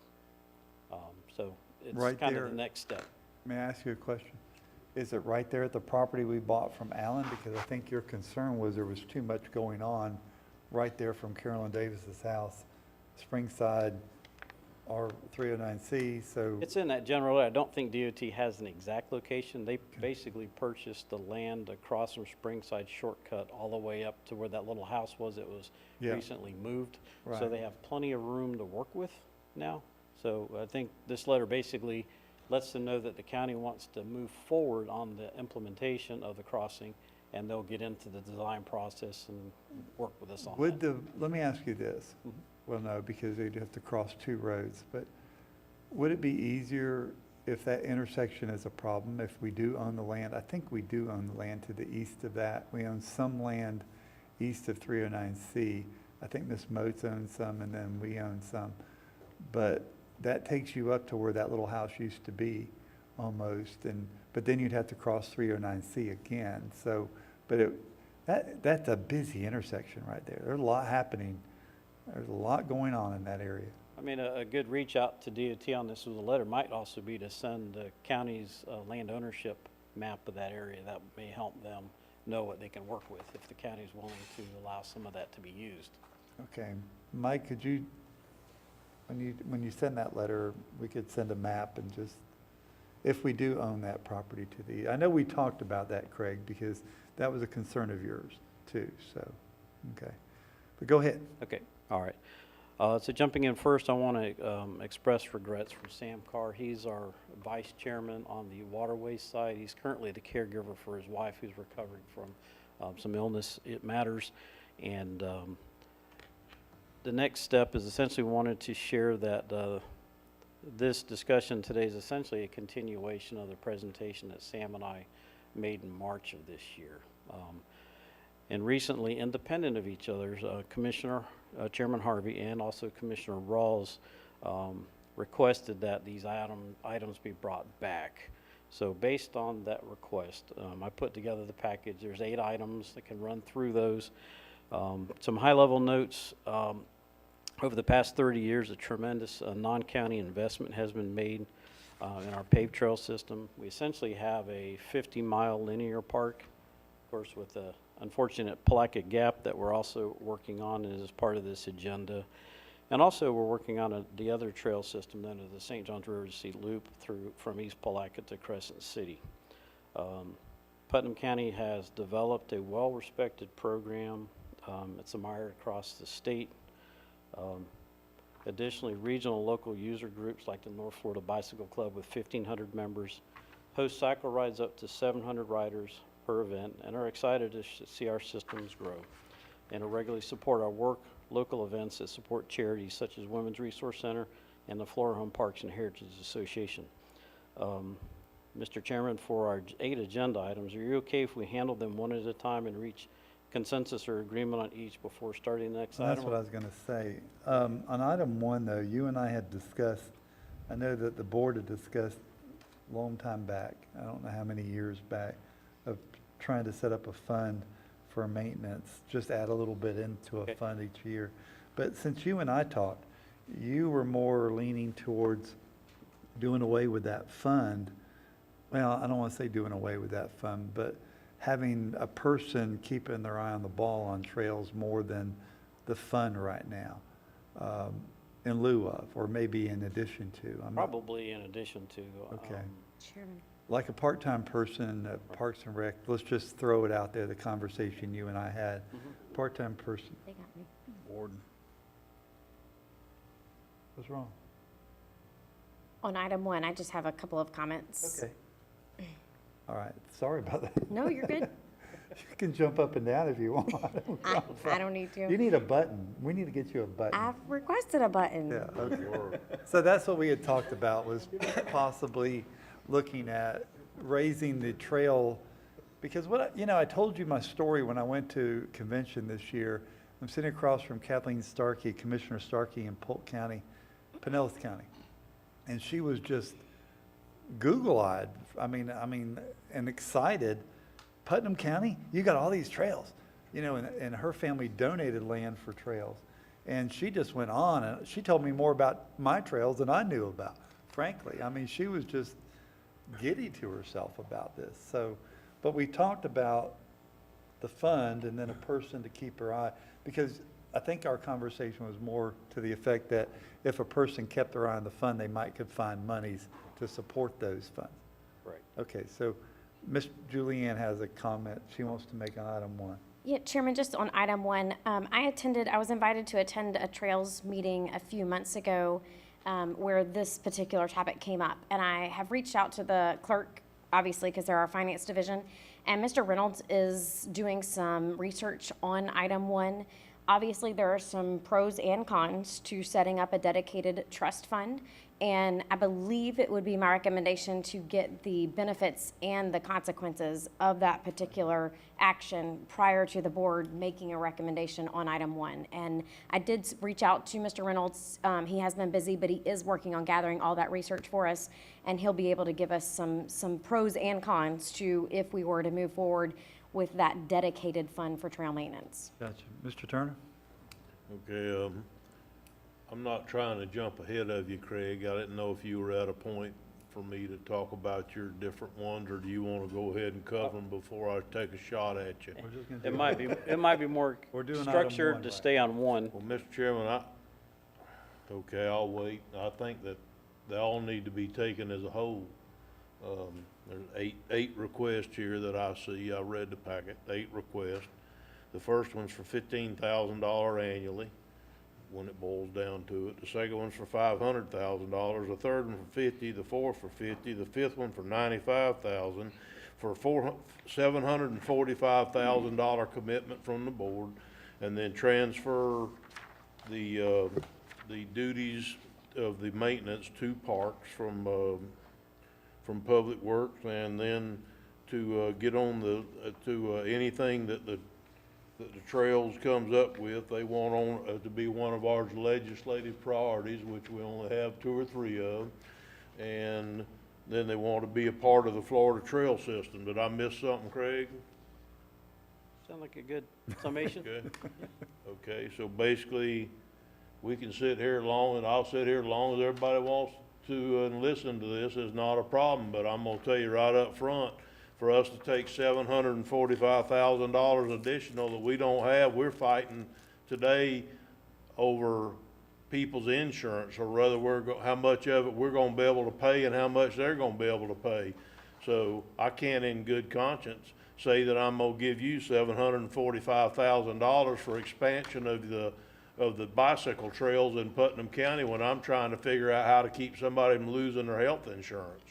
Well, I think when we go through the items one at a time, the structure and the organization, the explanation behind what the requests are about will make more sense, and also potentially where the funding would come from. A good portion of that funding is not county general dollars. It's more associated with the American Recovery Act. Okay, I'm good. So are we still on agenda item number 1, which was September and November of 2019, the commission at 2 workshops discussed the idea and liked doing the trust fund. I'm a little concerned now all of a sudden that it needs to be additionally researched. It's simply a trust fund to start the program of setting funds aside for the trail systems that the county agreed to in November and December 2019 to be the maintenance entity on. So with that said, I will also share that Putnam County Blueways and Trails CSO on its own side, on the nonprofit side, has set aside $6,500 in its trust fund and is continually working to grow that account. Now, we will have some expenditures, but. Could you put that up to your mouth, Craig? I'm having trouble That hearing. better? You say you're changing item 1 from 15 to 65? The CSO raised $6,500 to match our money. Is that what I'm Right, hearing? essentially, in its own trust fund. Right. So they got Sorry, I their- just couldn't quite hear you with the microphone not on. That's fine. Is it better now? Yes, much Okay, better, good. thank you. So are you abandoning the idea of what you No. and I talked about? Okay. Not at all. So we need to keep, here's what I'm asking you. We need to keep an eye out that one day if we can put a part-time person or a full-time person at Parks and Rec that can double up and keep their eye on the trail, you still want that. Correct. And a little bit of a trust fund if the negatives or the positives outweigh a negative, or we just at that time come up with it, whatever the case may be. Okay. Okay, then we'll move ahead. Okay. So you'd like me to go to item 2? Yes, What, go ahead, Mr. Rolfe. so are we gonna handle these one at a time, or, Yeah, I think that's the best I way. think to we do it. should, so, I'm interested in moving forward with setting up the trust fund. I think it's something that we need to do. Do we need to get consensus from the board to do this now, or? Well, I think they're looking at it, so I think the conversation is going to come back to us at another transportation meeting that says this is what we can and can't do. Is that what I'm hearing, Julianne? When Mr. Reynolds finishes his research as the pros and the cons, we would bring back to you guys and get a final decision if you'd like to execute that option, knowing, there will be a number of different specifics that you will have to identify if you are going to execute a trust fund option. Is that okay? I think What, that's. give me Now, some would that examples. go back to Waterways and Trails to make that recommendation back to us? Or does it not matter? Not really? I think it would be more a decision of the board, because the impact is gonna be to the board, not the waterways and trails. But I will take whatever direction you'd like. We can funnel it however you want it Yeah, let's do it. funneled. I don't mind having a discussion about it, another transportation meeting. Sure. All right, Mr. Ross? No, that's, I'm good. I was hoping that we would be able to give them, you know, to me, it's a priority. If it's not a board priority, why waste their time? I think it's something that we really do need to do if it's possible. I don't know if it's not a priority of mine, it's It's just, not one of my, oh, I'm sorry. I think the bottom line is I have to agree with Mr. Turner. I wanna cook this fish that we got in front of us first. Yeah, I think And my then- priorities are a little different. Yeah, and then get that one done and move forward after that, so. What- Mr. Adams, you I had, guess what's the alternatives to the trust fund? Or what's the time frame to come up with the alternatives if we wanted to set money aside, I guess? I'm not, what is Matt researching exactly? The board has the right to do at any time to make a budget adjustment. There's a prescribed process no matter what budget adjustment you need. So as soon as I get the information, and I know that Matt is in training right now, or the clerk is in training right now, so I'm not sure when he's gonna have those details put together, but as soon as we do, we certainly would bring it back to the board and have the discussion and then take the direction from the board. yeah. I guess I'm either not understanding what you're saying or something. You said a lot of words, but it didn't mean anything to me. I apologize for that. It really just didn't. Okay, so in order to set up a trust fund, there's a prescribed process that has to happen, and that's a responsibility of our finance division, which is handled at the clerk of court's office. So the clerk is taking the lead on researching what the board's options are in order to engage in a trust fund and what would be the benefits and the consequences of that action. So before you make an action on setting up a trust fund, both Mr. Reynolds and myself believe it would be your due diligence to make sure you understand the ramifications of both. With respect, you had a second question with respect to funding and your timeline, and I guess the summary answer, if you will. Sorry, that was just, what's the timeline to get the response? So we could have it in other meetings in the future, that's all. So as soon as you can get it. I'll reach out Yeah. to Mr. Reynolds and try to Yeah. give you an update on that. Thank you. Sure. Mr. Turner? Yes, thank you, Mr. Chairman. I think before I'm willing to invest another 1 cent in any of this, I'd like to know how much we've already spent and we're already spending on waterways and trails. Because it doesn't seem like we can get, when something's asked and we give it to them, it seems like it doesn't take 30 minutes and that request is already turned into another request. I think that I would like to report on how much we're already spending on all the maintenance of all the trails, all of the things in the future that we promised that we would maintain throughout perpetuity on all of the trails on the sides of the roads. I would like to know how much, in other words, I'd like to know how much the county's already on the line for in the future, has already spent, has already maintained. I remember one of these items was that piece of road up there. We've already wrote 2 letters saying we support it and whatever, and now I think they've asked today for, instead of going ahead and waiting on when funding is available, they want $500,000 for us to go on and build a road because we don't want to wait for DOT to build one from, I think it's out around the mill or somewhere to Latin Grill. I mean, I think that's the section we're talking about. We voted to support it. We voted to send a letter.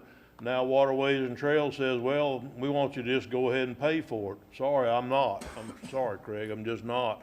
I think they are a very valuable asset to this community, but I don't think they're more valuable than somebody having to pay their own, they can't get health insurance for less money, or that they can't, some of the other things that we have going on around the county right now, to me, are more important than whether you can ride your bicycle from the paper mill out by the mill road, or excuse me, out by 100 to the Latin Grill without having to drive down the parking lane on the highway.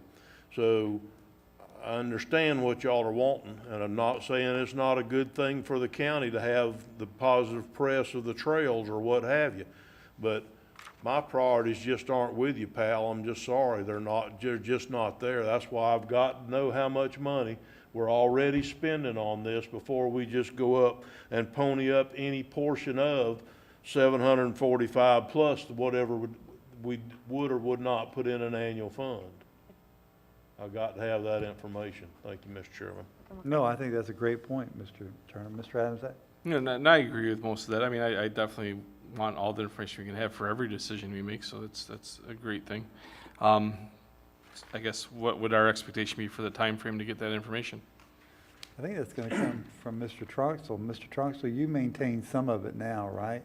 Public Works does on the, Yeah, just a portion on 17. who else maintains some of I the, think most of it's gonna come from our budget director, is where I think we're gonna have to put her in charge, because some of it's from parks, some of it's from them, some of it's agreements that we've made to do maintenance into the future, so that may have to be even come from Tabitha.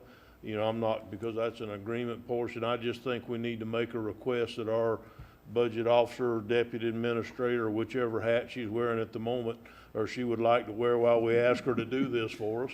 well, we Maybe got to get could through go our ahead and budget Put her on too. that, because I just can't move on this until I know what we're already doing.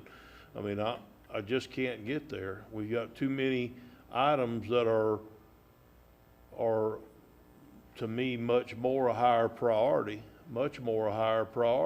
That's just me, but I just don't think. But I also think that's why we're going through these one at a time, because if there is one that we think is low-hanging fruit. I've read every single one of them, and I read it twice to make sure that I felt like I understood it. And you're There's one not commissioner, just one like of we the- always say. Well, I understand that, Paul, but I'm not. I'm with you on part You of had it, the but I'd floor, like to We're hear gonna it. argue about this, because all I'm If I trying. was talking and then you started talking, but yeah. Okay, well, all I'm trying to say here is that I think they are important for economic development, I do. But I do not think they're more important than us giving health insurance to our employees. Or that we do certain things around this county that to me are a lot higher priority than getting to ride a bicycle without getting on the street. All right. So I'm sorry, I can't get there. I'm not saying I'm not gonna support trails. I'm not gonna say I'm not gonna do these things. I'm just saying that trying to come up with $745,000 in requests for bicycle trails in an afternoon that we had to set this morning, a public workshop for next Tuesday to figure out how to pay for somebody's health insurance, I think that's ludicrous. So I'm sorry, I can't get there without the information at least of all the money that we're already spending supporting this effort. It's not like we're not, we are. Tens of thousands of dollars, I suspect, if not more, every year that we're doing that we're using to support the efforts for the maintenance and whatever else. So, thank you, Mr. Chairman. No, I think that's a good remark. Mr. Adams? Yeah, so we have the option to do any of these things as a single item. So I would love to hear the rest of what Mr. McLean has to say, because that's why he's here and we're here to listen. You didn't read them? Yeah, I read them, but I'd like to hear his opinion. He's saying that outside of what's in here, he has other funding sources and ideas, and I'd like to hear that information. I'll definitely listen. I wasn't saying I wasn't. Okay, Craig, hang on just a minute. Mr. Rawls has his light on, and then I have. Well, Paul started to allude what I was going to say. Why don't you just jump to the fun part where we can find the funding for this, since this is creating so much heartburn, and also to the portion where we offered a cost share, like on item number 2, the $500,000, but it doesn't come in at $500,000. I think the problem is if we went to DOT with just item 2, the chances are there's a great chance they're going to come back, and we can always say we've taken a look at this and we don't want to do it now. But if we don't get this to DOT at some point, they're never going to be able to get that gap closed, and that's the trail that goes from Lake Butler to St. Augustine. And the only piece that you've got is this gap right there, over close to Water Management District over to the Latin Grill, that stretch of 100. But I really think that we owe it to the citizens to take a look at these things, to get them funded, if we have to go that far with it, so we can start closing these big holes that we have. Go ahead, Craig. My only concern before you move ahead, and then I've got, Mr. Turner wants to comment, is I don't mind going over this, and I'm sorry I didn't, maybe we should have just let you go through the whole thing and then come back and have I was this. going to offer to do that And next. Then maybe we could get the information we need, have you back at another date and go from there. But we haven't cost shared with DOT on any of these projects, have we? No. And I don't know if we really want to, and I don't mean that bad.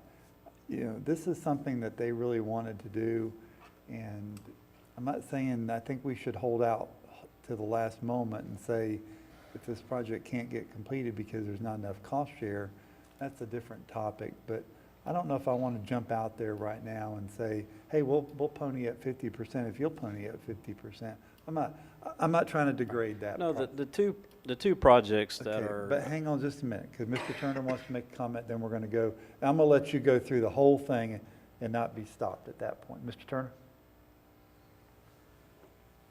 We don't owe the citizens a bike trail.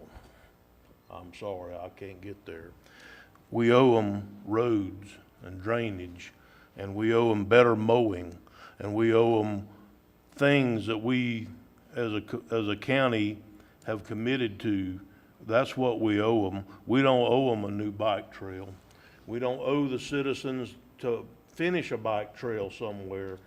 We've, over the years, we have supported the bike system through letters and funding opportunities that where we could. We've even gone as far as to a lot of the different areas. We've even gone as far as supporting those maintenance of those trails and making a perpetual commitment that we will maintain those trails in order to get the DOT to build them as part of a highway.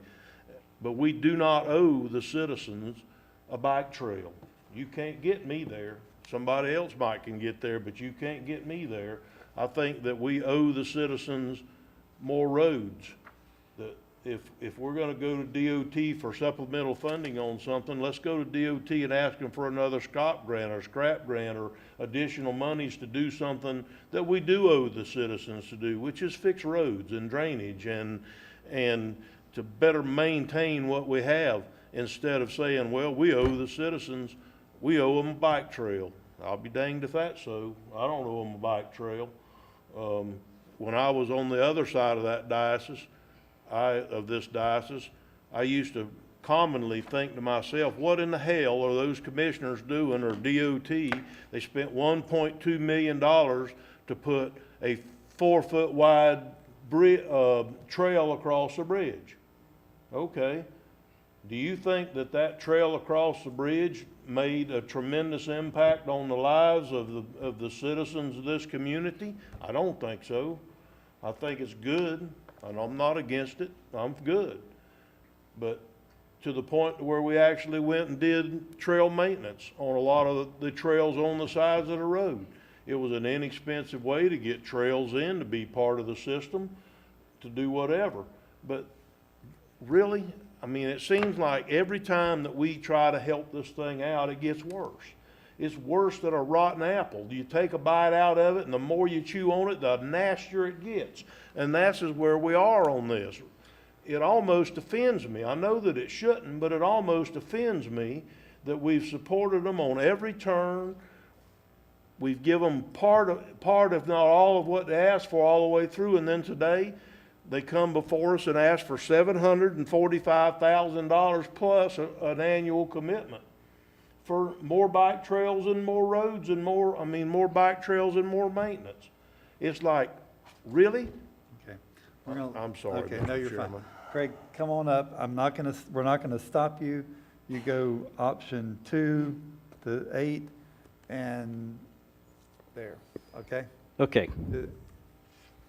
Starting back on item 2, to recap, the Palatka Gap, which is the connection of the Palatka to Lake Butler Trail to the rail trail connector in the city of Palatka, is a 2.7-mile gap. The county has sent an application through Central Funding for construction of the project. It's been ranked, it's in DOT's hands. This particular letter is designed to send an expression to DOT that we would like it expedited through a design-build process. I included the potential of a cost share of up to about $500,000 using American Recovery funds in order to potentially get excitement in the DOT side to maybe move the project up faster, those kinds of things. Initially, when I drafted the letter, I didn't have any cost share in it, but Commissioner Rawls and I were discussing the American Recovery funding, and so with that, I think $14.1 million that's becoming available to Putnam County, that might be some good seed money to move a project along for some of the, especially the economic development aspects of the trail systems and the tourism and the events and stuff like that that come to the county. So this particular request, it can be optional as far as the funding option, the cost share side of it, or we could consider it with the American Recovery funds. So moving forward, item number 3 is similar in that DOT, with the widening of State Road 20 from Hawthorne to Interlochen, has built a trail facility. So the Gainesville-Hawthorne Trail is being extended to Interlochen.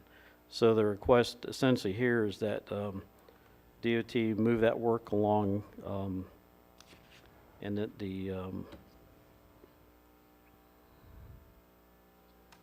next I'm gonna back up just a little bit. The agenda item 3 is a request related to the Riverside Loop, which is basically East Palatka southward through Crescent City. Right.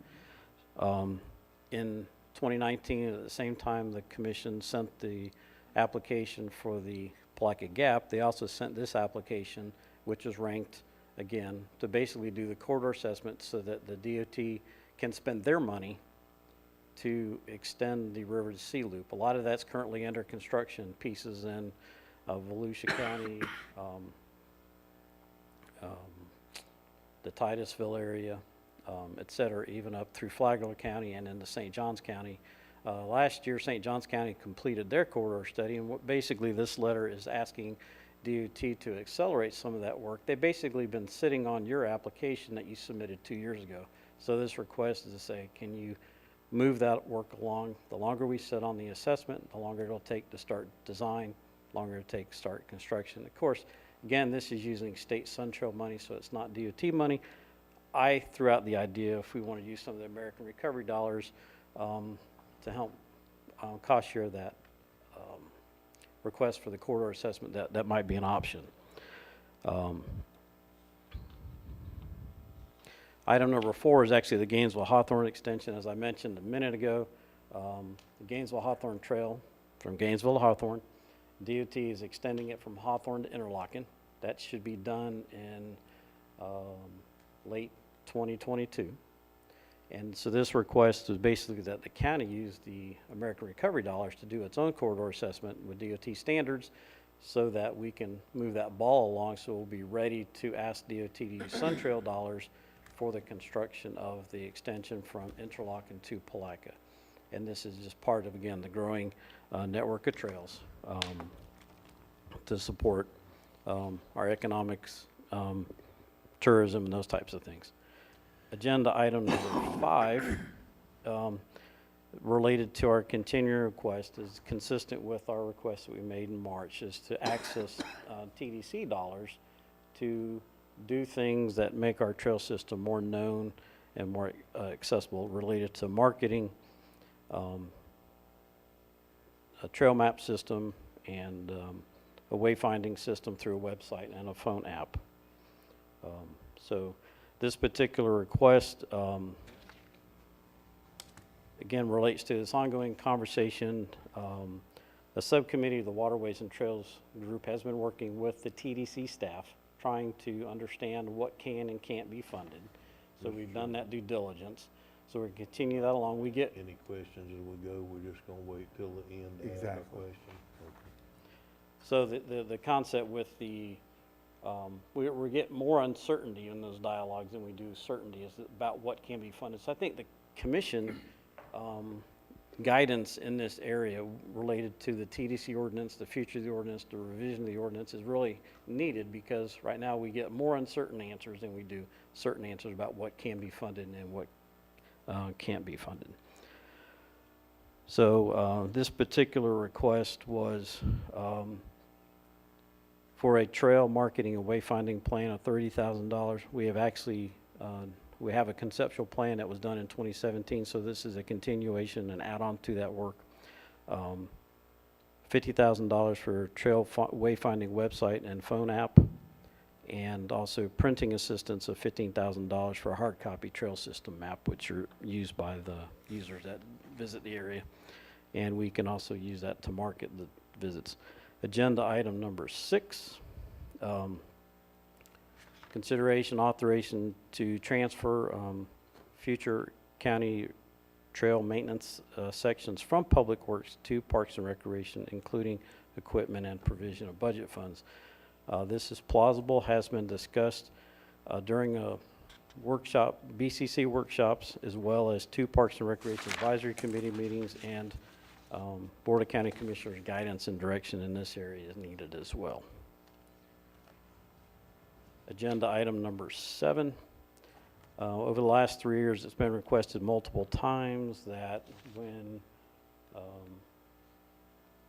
legislative platform documents are prepared by the county, that there be a trails information in that thing. It doesn't have to be a specific formal funding request, but we think it's important that folks that are looking at the county's priorities and where the county wants to go and grow our different facilities, that they be aware that the work that we've done and some of the needs that we have. You never know when someone's reading that type of a document, and it may say, are you aware of this grant funding? Are you aware of something like that? So we just think it helps out with that. Agenda number 8 is a very easy lift. A couple years ago, the state of Florida, on the request of the city of Plaque, was designated as a Florida Trail Town. Recently, the Florida Trail Association, which is the organization that maintains the hiking trail that goes from the Big Cypress Swamp all the way through Florida, through the Panhandle. Basically, what they're doing is establishing what they call gateway communities, and they would like Palatka and Putnam County to each be designated as a gateway community. What they're asking the MOU on our side as Putnam County, we already have done that. Everything that they've asked in there, we've done, we're continuing to do, so that work's done. So basically, they just need us to, the county to send that MOU back saying that, yes, we want to be a gateway community. There's no extra lift in it. The identification on our mapping resources and all those kinds of things is done. And for example, the Trail Town map series that's down at the clock tower at the Palatka Riverfront Park has the Florida Trail on it and those types of things. So it's a very easy, I call it a lift, but it's really not a lift because there's nothing really that we need to do other than execute the MOU. That's kind of it in a nutshell. Again, on the funding side, it was an opportunity to express to DOT the seriousness of things we wanted to move along. If we chose as a county to use some of the American Recovery dollars, if the commission doesn't want to do that, we can send those letters without that cost share aspect to them. It's very simple. I have a couple of questions for you, and then I think Mr. Turner. On item 2 and 3, again, I'll go back to, I think that we should remove the cost share for now, only because there's a lot of big ticket items we want to look at, and we're going to have that meeting coming up very soon on the ARPA funds. So I think we should kind of just let that go, and maybe they can find their own share. They're going to get money if some of these infrastructure bills pass. I'm sure DOT is going to be flooded with some extra money to do community projects, and I really feel like that's going to happen. But that's just me, and I think that's the recommendation. Now this, let me ask you really quick. All this came out of this is recommendations or just considerations from the Waterways and Trails Committee? What is that you asking for us to do this? Is it, or the committee that Commissioner Rawls is the chairman of. These are recommendations from the Waterways These are and not Trails Committee. considerations, they're recommendations. Well, they're your considerations, they are our Okay, recommendations, thank you. if that helps. Item 5, and without trying to start a fight, please listen to me for just a moment. Have you had a chance to see the new app that the Chamber of Commerce put together? I put it on my county phone. It is an incredible app. And I think instead of building another wheel, you could just put a spoke in it on that, because that's done out of the TDC, if I'm not mistaken. I'll find out for sure. But the app is an incredible app. Is there not a spoke for trails in this app? I'm not sure. I haven't had time to dig into the app and play with it. I just put it on my phone last week. And we're definitely not into reinventing the wheel, so if there's another Okay. resource that's been out there, let's do it. And the other question is, have you applied for the TDC funds? Because that meeting's coming up soon. And I have, have you applied, basically? The current application that the TDC takes for things are for events. I'm sorry? They are for events. They're not for marketing requests or mapping requests, those kinds of things. So no, it's pretty clear that there's not a channel open at the moment. So that's partly why we're asking for your guidance. All right. And I don't have a problem standing up here and going to our delegation, hey, consider us in trails.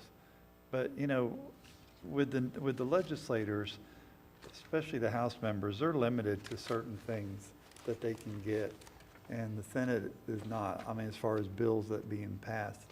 But I don't have a problem with us going, keep an eye out for this if you see something. And I don't have that problem at all, but that's almost a given, because we have a lot of things that we're asking them to keep their eye out for. And some things they might be looking at, they might have a project or two that they're thinking about from their constituents that they heard about. Right. So I don't have a problem with that. On a very brief, you know, but there are things that we're going to be asking for this year. One, for a Boswick drainage program, that if those people in Boswick don't get some help out there, it's a disaster, some of the drainage. So I think that, you know, like I said, I don't have a problem, but I don't have a problem with you. I don't have a problem with Commissioner Rawls, who's the chairman of that, to talk to them either about that. I don't. Well, just for example, We're going to speak as a group. Yeah. So, the last 4 or 5 years, a paragraph on the need to fill the Plaquet Gap could have been included, might have got someone's attention, might have got Representative Payne a little more engaged on it, that kind of thing. I hear you. Just good to keep those things elevated. All right, those are my questions. Mr. Turner, you're next.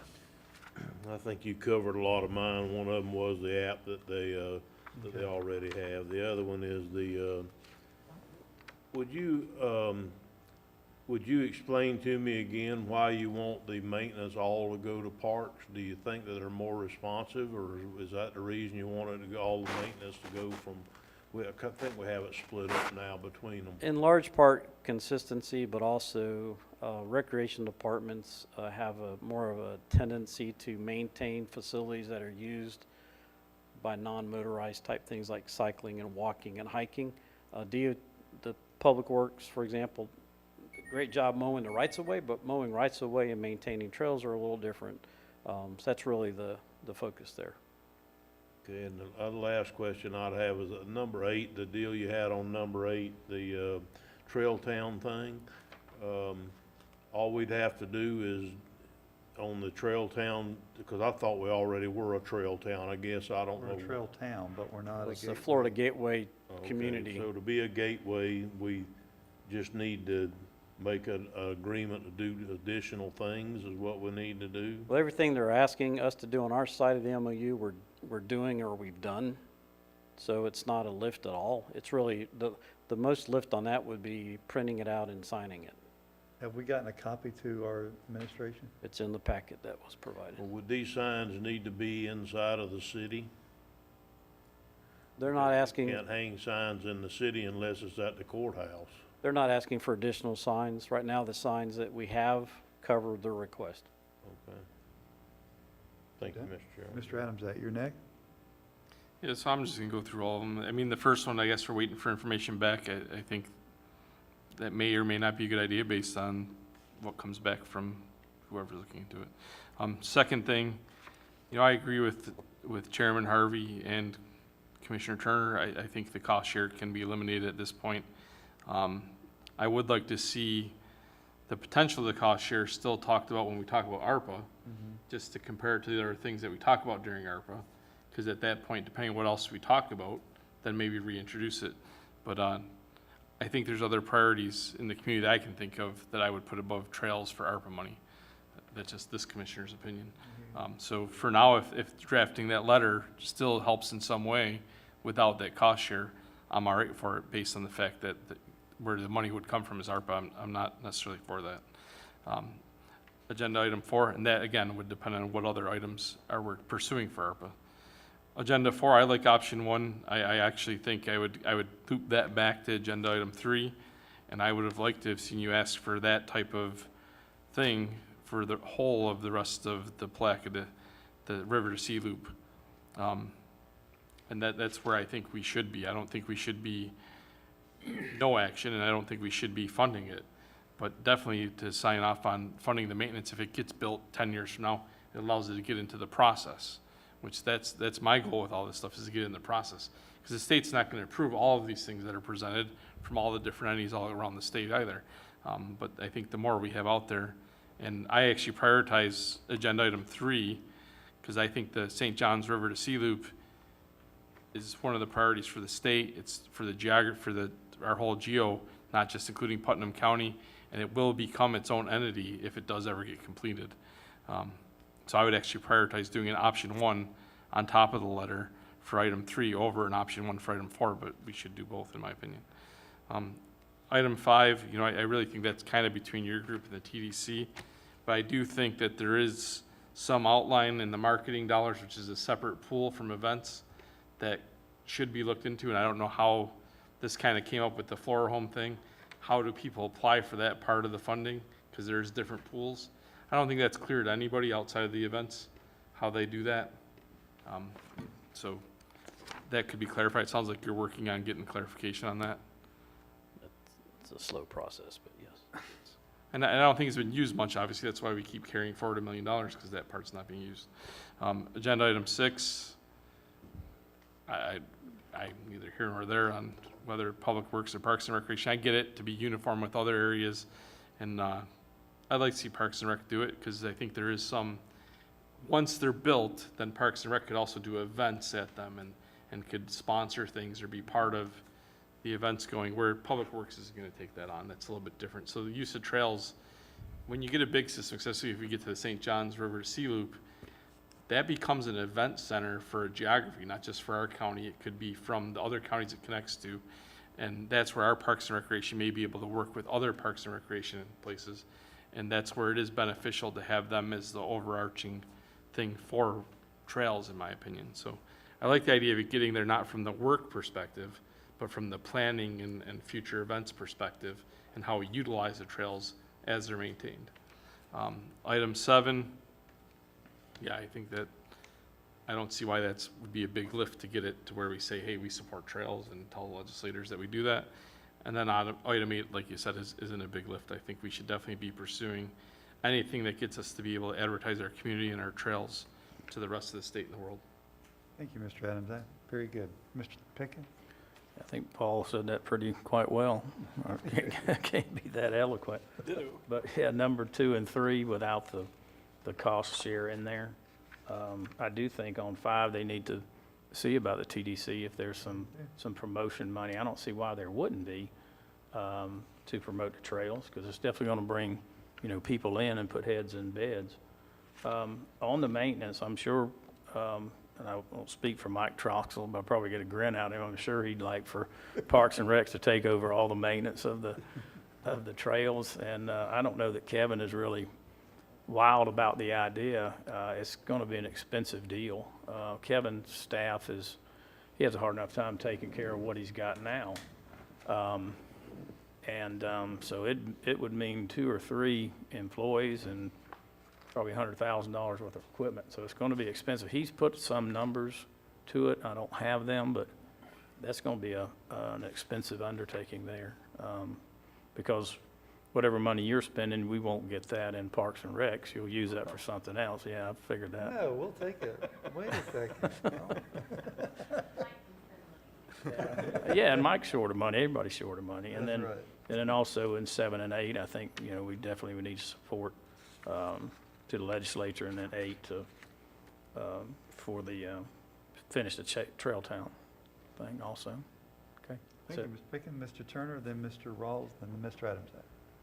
I think that it all boils down to what I said earlier. I think before I can support any, I don't mind supporting the Trail Town thing if we can do that, or I don't mind supporting, you know, and if Commissioner Pickens, who's the chairman of Parks, decides that they want to take that project on and this Parks Committee recommends it, I can get on board with that.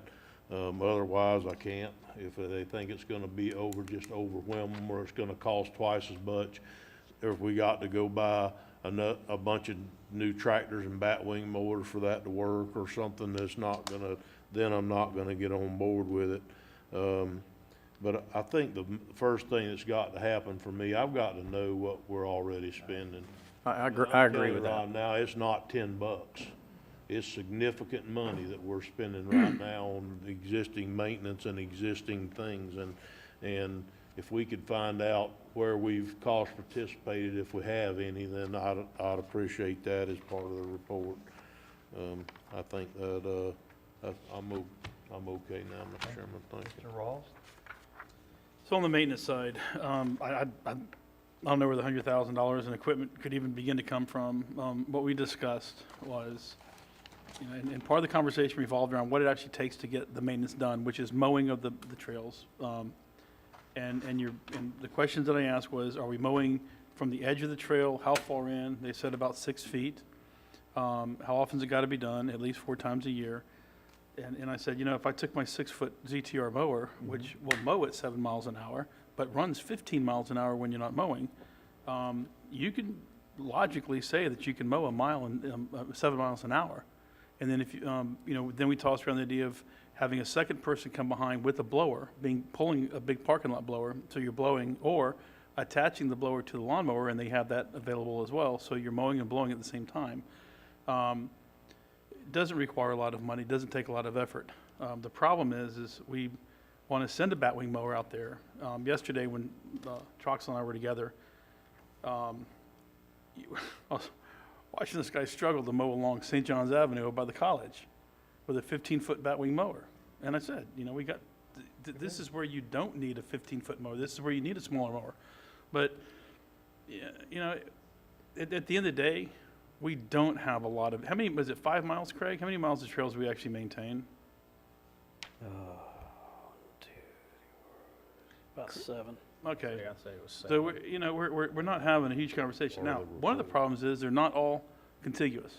And we've talked about trying to say, hey, that Naya, you guys take this and we'll swap you or whoever. Well, Craig and I talked then, about that. and then get it contiguous. So, run the mower down there, spend 4 man-hours driving there and unload the mower and mowing the 7 miles and turning around and mowing back the other way and then loading back on the trailer and see you in 3 or 4 months or whatever it takes. We're not really going to be mowing December, January, February, March. April through October, obviously, it's growing. But as far as, you know, piggyback on what Paul said, if we don't start getting these applications turned into DOT, then we're not going to get the studies done. We're kicking the can down the road. These are 5-year projects anyway, so what we do this year won't even come to fruition for 5 years. But I think we really owe it to the citizens to finish what's been started. Let's get these gaps closed off. You know, the one that's 2.7 miles is one, but what was the other one, Greg, for Interlaken to, like that's 9 miles, right? 16. 16 miles? So there's another 16 miles. And 9 mile ain't 16 miles. It's What's that? 9 miles, not 6. No, from Interlaken to Yeah, but you still Palaca. you got a big old multi-use sidewalk there that, I mean, trucks park on that sidewalk. So you could use the sidewalk. You're only talking about the gap from Hollister to Francis that doesn't have anything but the road. I mean, and that ain't 9 miles. So you got the sidewalk, right? Yeah, Well, sidewalk is there, yes. but they put those bigger sidewalks at that time for a multi-use purpose, just like they did down 315. So, yeah, it's not, I'm sorry, I didn't mean to jump in, Mr. Wall. And then as far as the TDC, that's a conversation we need to have as a commission. Craig said he gets more questions than answered. When Ken and Linda went in, Linda Credit and Haffey went in, they came back with the same thing. It's, these guys really don't know. So I think this is where we need to step up as a commission and have a workshop and start going through and learning what it is that because at the end of the day, it's our responsibility. It is. And if we have a group like TDC that says, we don't know what our roles and responsibilities are, I had the same experience with Better Place Plan, the first meeting I went to. I had 9 people, 6 of them raised their hand and said, we don't know why we're here. Okay. But this isn't rocket science. All the Trails Committee is asking for, and the question that I'm sitting there going through my mind is, why do we even burden the citizens with having a Waterways and Trails Committee if we're not going to listen to their recommendations? Because this is them coming to saying, this is what we think we've done. And to be honest with you, we wouldn't have these 8 items if something had been done last year and the year before and the year before. We're just piling stuff up on here, that's all. Everything's starting to pile up on top of us now because it's, been deferred, and at some point, we got to take action. Well, I'll throw a monkey in the wrench at the end of it. So, Mr. Adamczak, you're next, and then Mr. Turner. Yeah, I just want to be a little more clear on the Parks and Rec thing. I think we need to look at that, regardless of who maintains it, but we really do need to, if we're going to do the Parks and Rec things, we need to focus on it as them being the representative of the trail system overall, as an overarching thing. So whether they do the maintenance on it or not, I still think that Parks and Rec should potentially have some overarching leadership over how we use our trails, how we present them to the community, how we present them to other communities, things like that. I think that's where the TDC could have something as well, is on the marketing of our trails. I don't know if it would fall from what I've read of TDC funds. I mean, I've read the state statute like 50 times now. Maybe not for the wayfinding thing, but I think they definitely could do some printings and putting them out in other counties. And if we end up, let's say Flora Home becomes a tourist center, put them there, put them where it can be advertised outside of the county and for things in the county for people coming into the county. So I think there definitely probably is part of that could come from TDC. That's the part where we got to figure out how we get to that part of it, because no one seems to really truly understand that. But I do want to make sure that we keep that idea of, regardless of who maintains the trails, that at some point, whether it's, and I don't think it should be a separate entity, Public Works isn't the entity that should be marketing our trails internal to the community, internal to our commission. It should probably come from Parks, because it is a park type activity to go walking or hiking or riding. It's not really it just doesn't fit with the road department, in my opinion. So that's all I want to say. No, thank you, Mr. Adams. That was very good. Mr. Turner?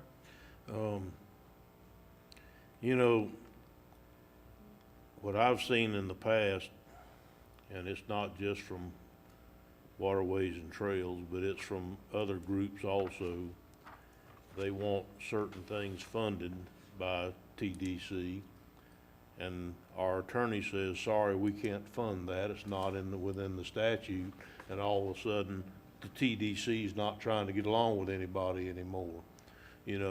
I don't know of anybody that hasn't tried. Excuse me, y'all No, need I'm something? paying attention. They're paying attention. Okay. I believe that if you can't make me believe that Dana won't sit down with somebody and explain what is done and what the different programs are and how you might fit. But it's just like we was hoping that the Flora Home building that we voted to fund the other week would fit. It won't fit. Our attorney, did I have you look at it, Rich? He did. Okay, and so basically he said you can't do that. Well, I'm sorry, that means you can't do it. It not mean that we don't want to do it. We voted to do it. But we couldn't do it because it doesn't fit in that pot of money. So now we're gonna have to fund that particular issue out of private funds. So I think that she will participate if somebody will go to her and just ask her how to get certain things funded, how to get an event funded in such a way that you can use the money in the proper way. And then if she doesn't, if you'll let me know, I'll go sit down with her, because I will be shocked if that happens, shocked. As far as the recreation, I have no issue with that as long as the Recreation Committee takes it on. Commissioner Adams-Ack has a very valid point that, you know, this is a recreation type thing. This is a what have you. It's to me, no more different than a ball field, except too much different than a ball field. If that's the case, then I have no issue with that. If Parks and Rec want to take that on, putting waterways and trails under the Parks and Rec, as far as I'm concerned, one can be a subcommittee of the other, and you can just redo the whole thing to where you have Parks, Rec, waterways, and trails all as one deal, and they all work together to make the same thing happen. So that sounds like a good deal to me. I don't know, but okay, either way they want to go. But I definitely agree with Commissioner Adams-Ack that that fits under parks for sure, more than anything else we got going on. So if we could get them over into there and maybe even join that up somehow to where they're all working for the same goal, that may help us out. I think that's all I have for now, Mr. Chairman. Thank you. And before I turn over to Commissioner Pickens, I do want to say it's our TDC. Mr. Turner, you're exactly right. It's our application. It's from us. And I think that if we sit down with Dana, we're going to have a board TDC meeting coming up. Mr. Commando, I reached out to him the other day about the Flora Home project. He was very gracious to look over that compared to the statute, and we couldn't do it. But that doesn't mean we can't do these things. And again, I'll even sit down, but I'm going to be at that TDC meeting. I'm the chairman of that TDC meeting. And it's time for us to look at that money. We do carry a hefty balance, there's no doubt. And Dana stood right here in front of us. She's our employee on that, and said she'd love to give a lot of that money away. So that's not an issue. I do, when I said I want to throw a monkey in the ring, or whatever it is, I do think, and I talked to Craig about this in our last meeting, and I'm glad that y'all are leaning towards this from what I'm hearing, but I just want to make sure. I think it's time for us to put our trail system under Parks and Recreation. I really do. I think that's where we get the bang for the buck. That's a very good working committee. So I think it's time that we kind of look at waterways and trails and go, okay, what's important to us? And trails are important to me. They're important to recreation. And I do think they come under the Parks and Recreation. So I would say, and Commissioner Adams-Ack, you're right about the maintenance. I think we need to look at, if it's okay with you, Mr. Rawls, you're the chairman of Waterways and Trails. I think we need to consider moving trails under Parks and Recreation, because it is a recreation product. And you and I have talked about that. I mean, this is not something that we haven't talked about. And you asked me, is there someone can keep the eye on the ball? That committee does a really good job. And Kevin knows one day, I mean, he's not oblivious to the fact that trails are going to come under Parks and Recreation someday. You know, it's just a natural kind of fit. So, I mean, does he have the manpower for it right now? No. But as Commissioner Rawls said, you know, 4 times a year, guy would, if you can mow 7 miles an hour. And, you know, Commissioner Rawls, you said that a couple Sundays ago, Mr. Suggs has been talking about zero turns and things that he could do, and how, so I took the zero turn, 60-inch cut, and I went a mile to see how long it would take me. I even texted you on that Sunday afternoon and said, this is what I can do, you know, and it's not that big of a lift.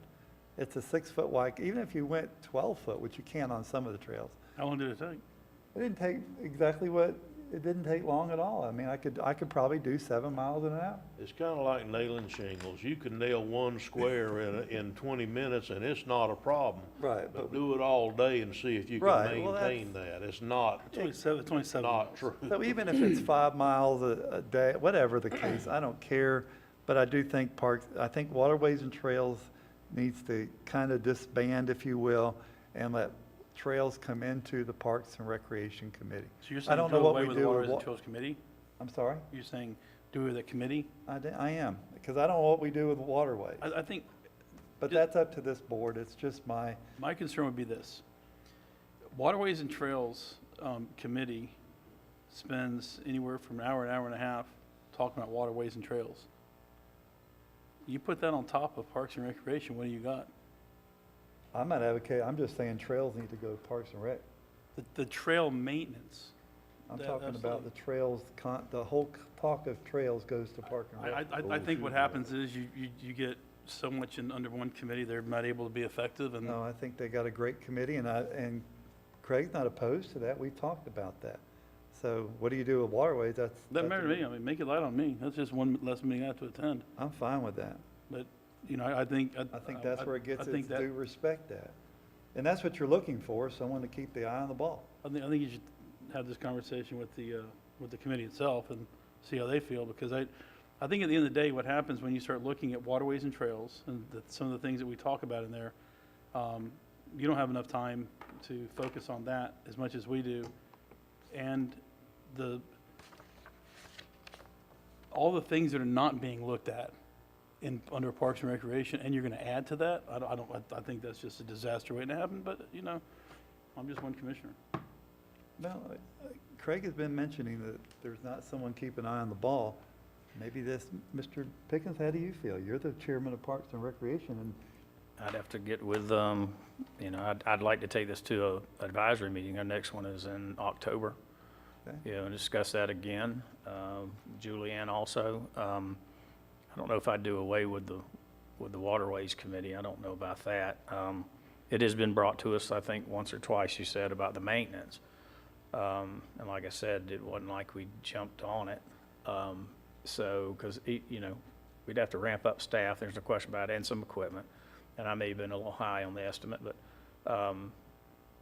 it's easier said than done on this. So I'd have to really look at taking on trails as a whole under the department. It may fit better, but I'd have to have conversations with my committee and then with Julianne and Administrator Suggs and and Kevin, definitely Kevin.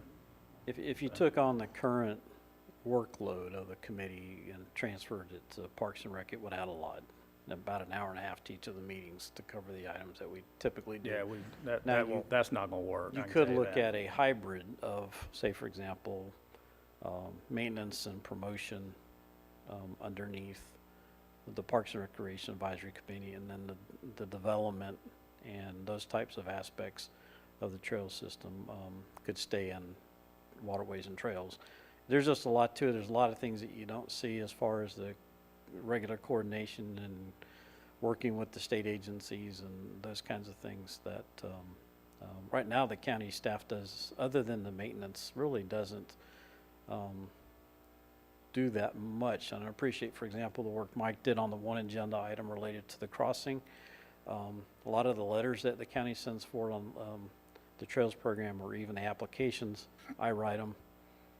The county staff plug them into the system, those kind of things. So it's a team effort, but there's a lot of lifting on the private unpaid side that you guys just don't see. Yeah.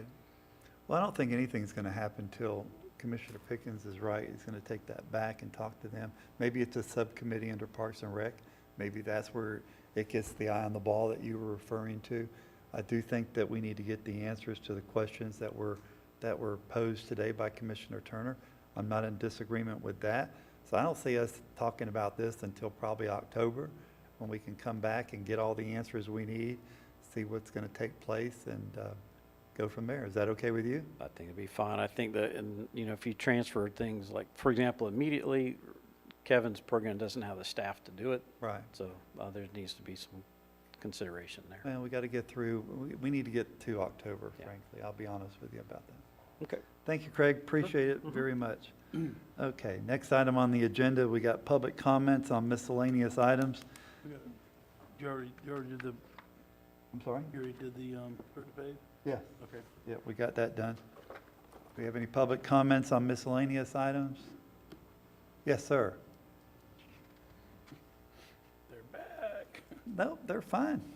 I think we know what they're going to talk about. Oh, yeah, we're not back. We never left. Bill Thompson, I live at 123 Kingfish Avenue, Palaca. That's out in St. John's Harbor. As I introduced this morning, I'm the chairman of the MSBU community there.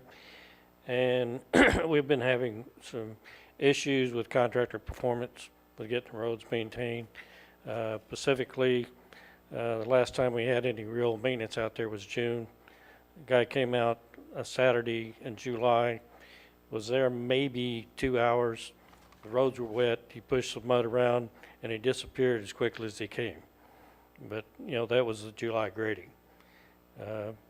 He hasn't been back at all this month. I understand he's going to be there Thursday. In June, we ordered 22 loads of lime rock and, let me get my glasses here, 13 loads of clay. That hasn't been delivered. It's supposed to be coming this week. But, you know, we have some really bad conditions out there. Part of my comments is this one contractor has been doing these roads according to the contract for 30 years experience. You know, he's the only one. You know, He won the bid on them, you're right. yeah. But it's a low cost thing. You know, you're probably not going to get a lot of outside bids against a low cost contract because they're not going to come.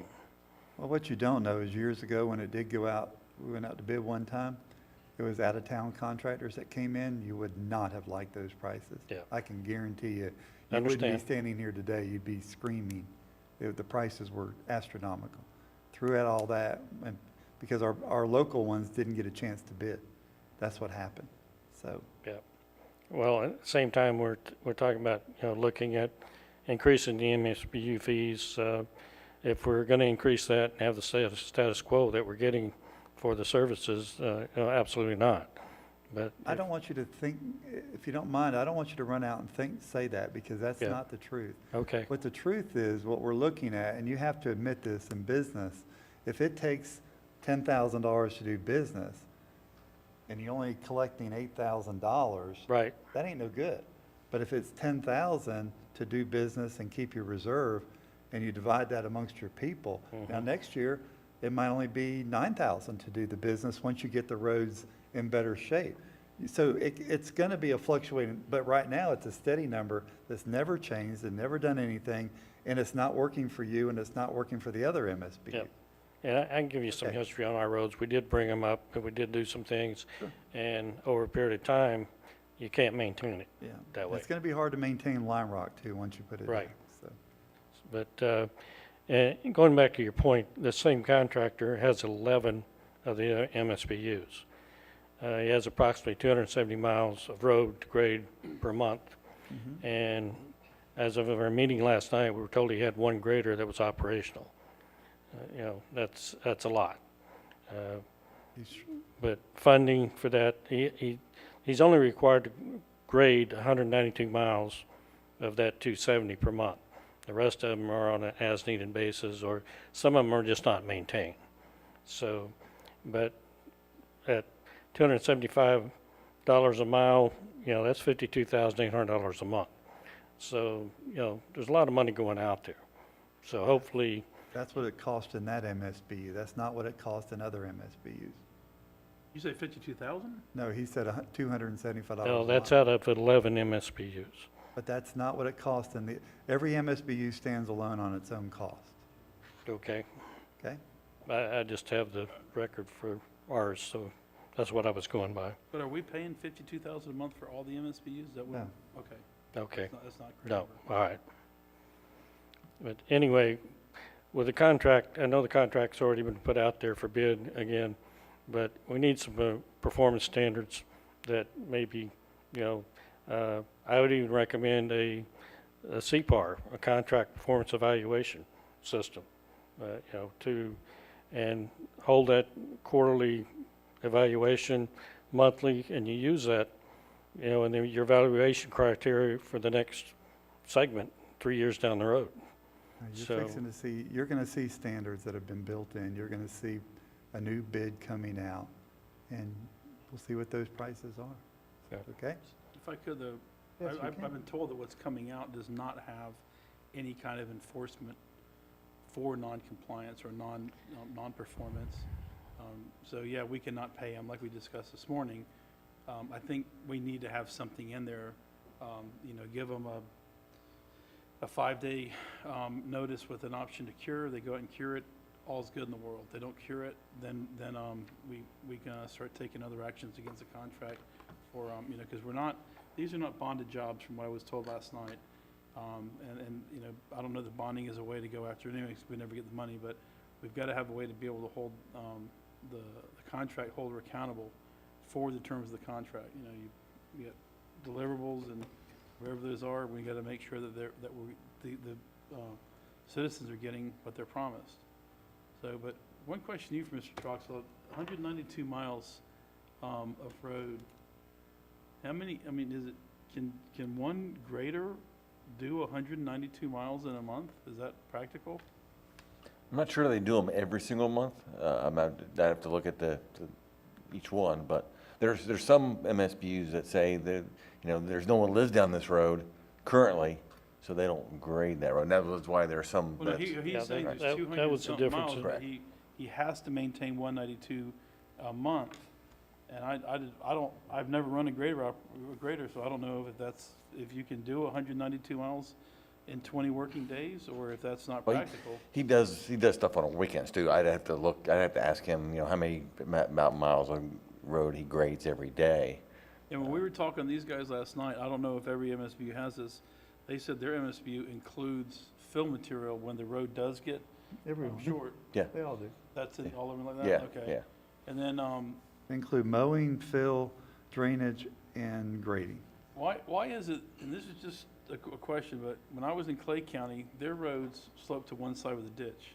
Why do ours go both sides with ditches instead of one ditch on one side like they do? I guess it depends on where it's at. We do have some roads that slope to one side. On that slope. Well, as we're rebuilding roads, would it not make sense for us to go to that and cut our ditch maintenance down by 50%? It depends. Again, it depends. But yeah, we do have roads that are inverted, and the drainage is in the center. Not dirt roads, Oh, but that's- paved roads. But, Okay. but no, Yeah. it depends on the situation. I live off one of those roads that has a catch basin in the middle. Okay, I'm good. Thank you. Mr. Adamczak?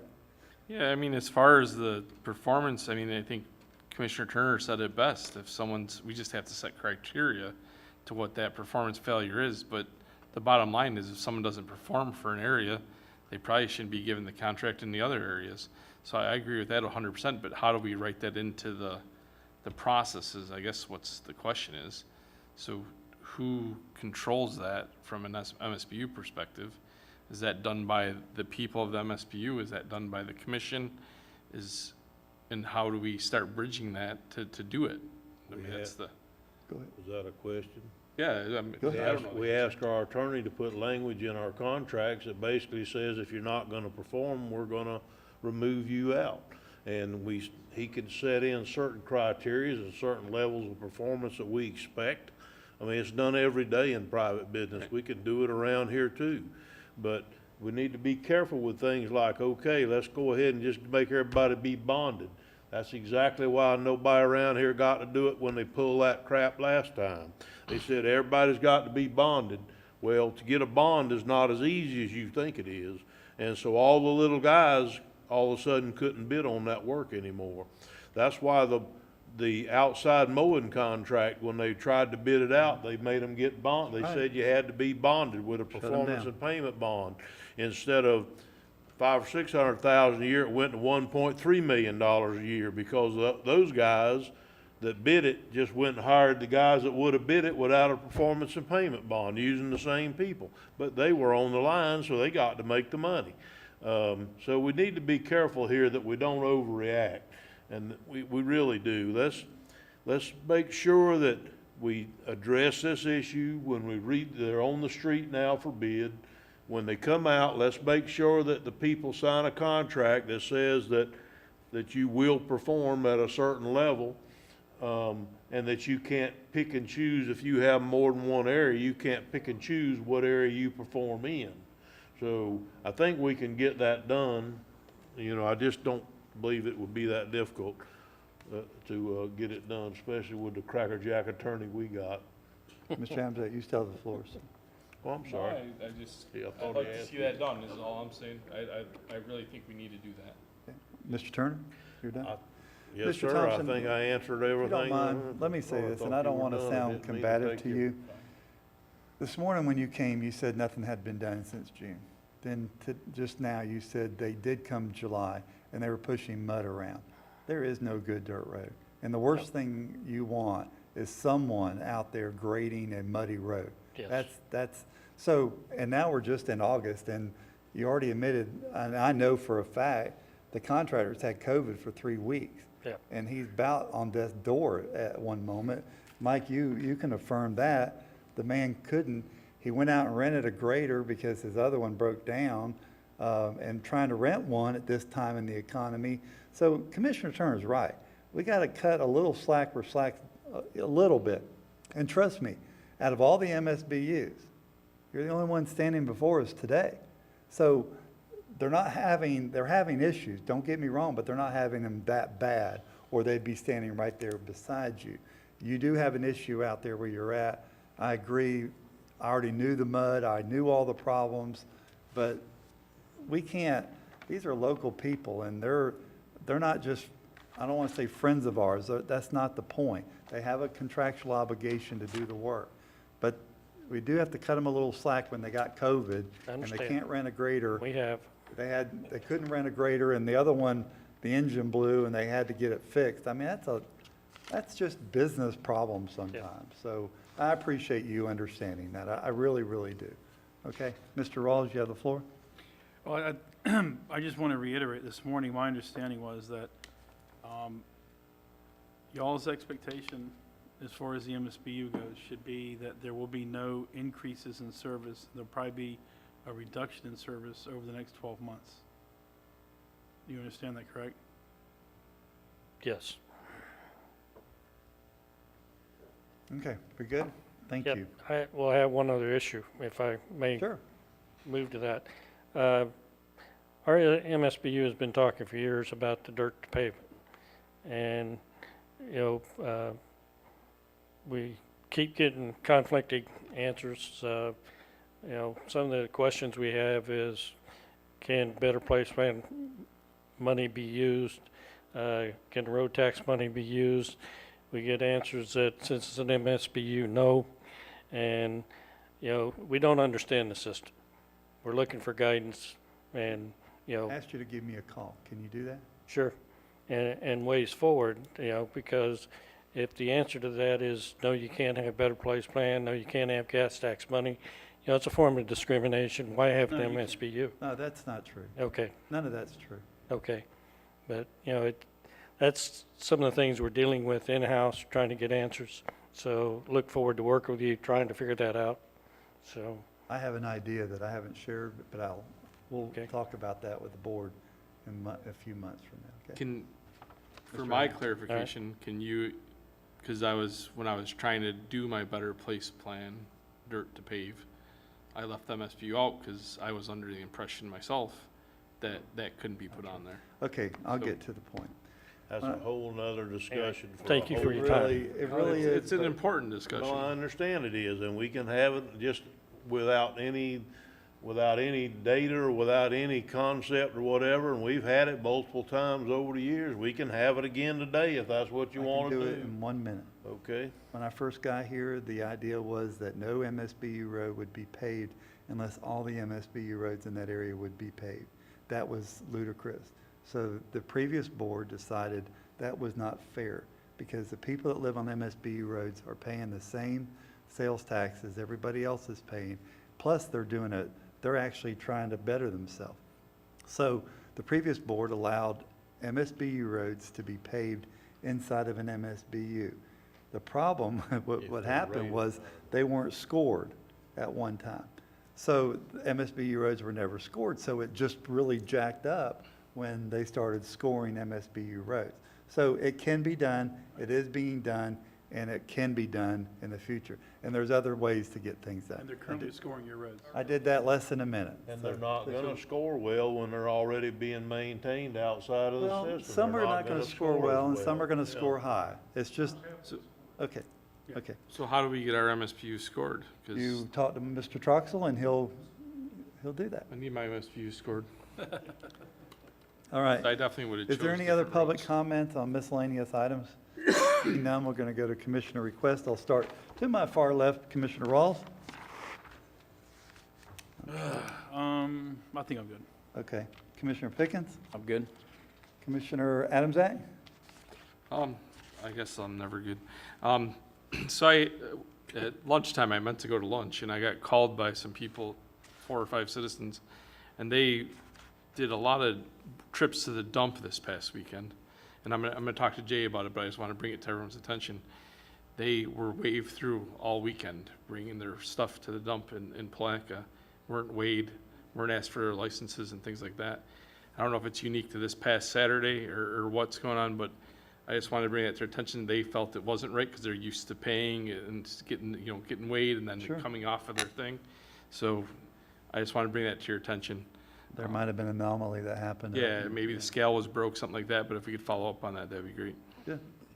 That's simple, yeah, Will's absolutely, I'll reach out to Mr. Tilton as early as tomorrow and get a response to that. Yeah. Anytime you have a situation like that, please. Yeah, that please just go ahead happened and over con- lunch. When Yeah. they called me, hey, we have this situation. I was like, so instead of going to lunch, I went over and met with them. The other thing on the floor home thing, I just want to understand, I guess, Rich, how it didn't qualify, what the requirements would have been, and what did they ask for, I guess, is the thing. I'm sorry, I don't remember. The what floor they home, asked for. Yeah, I just don't remember. What were they asking for? The building, they wanted $40,000 for the building. for at TDC, he said that you had said that it can't be done. We're using it for a tourist center, information center. Yeah, it really wasn't a tourist information center. It had, and I forgot what the alternative purpose was, and it was kind of like tacked tourist information center on the end of it. And some of the concepts, when you look into the statute, is the open availability to the public on a continuing basis. And even, I forgot, was it Marilyn that was the one that Right, submitted it? correct. Even in her email, she says, I don't think this applies. Yeah, she had Oh, already. so they basically, they couldn't keep it open long enough and to meet the requirements of that. So if we did a different building someday in the corridor, it could be a tourist information center, but would have to it has to be manned a certain number of hours, something like that. Is that, I just am trying to, because I still think that corridor is a good location for, or even further out on 100 possibly, for a tourist information center someday coming into the county. If we- Right, and I don't know that there's a set number of hours, that there's not some threshold you have to accomplish. I think the idea is the availability to the public, and then if you're ever challenged on how you use taxpayer dollars for it, I mean, that's where I would want to ensure that we're able to defend that position. Okay. Thank you. And then I guess I didn't realize that Dana was our paid person for TDC. I thought our staff person was Miss Linton. So which is it? I'm sorry? For the TDC, I guess it was mentioned that Dana Jones was our, There's a contract with Dana to run the TDC. With the chamber. With the chamber, yes. I think Julie actually is hired as Julie. TDC, Right. yeah. She's That's a paid, tourism. she's a paid employee. Dana has a pretty good understanding of what they can and can't do. And if someone will go sit down with her, and then she will tell them what she can. And then from there, if you have an idea that doesn't fit what they've done or been doing, you can ask our attorney to make a determination if it Right. will fit within the statute. But just to start throwing around stuff is not healthy for anyone. throwing out what? Huh? I have no idea what you're talking Throwing about. around Just a second. crap, that's what. Oh, that brings up the next subject. Don't poop Sewer? on Putnam. Don't poop on Putnam. Yeah, so after being in the meeting with, Segway. I love no, it. you did that great, thank you. No, you did. It's almost like you read what I had written down here.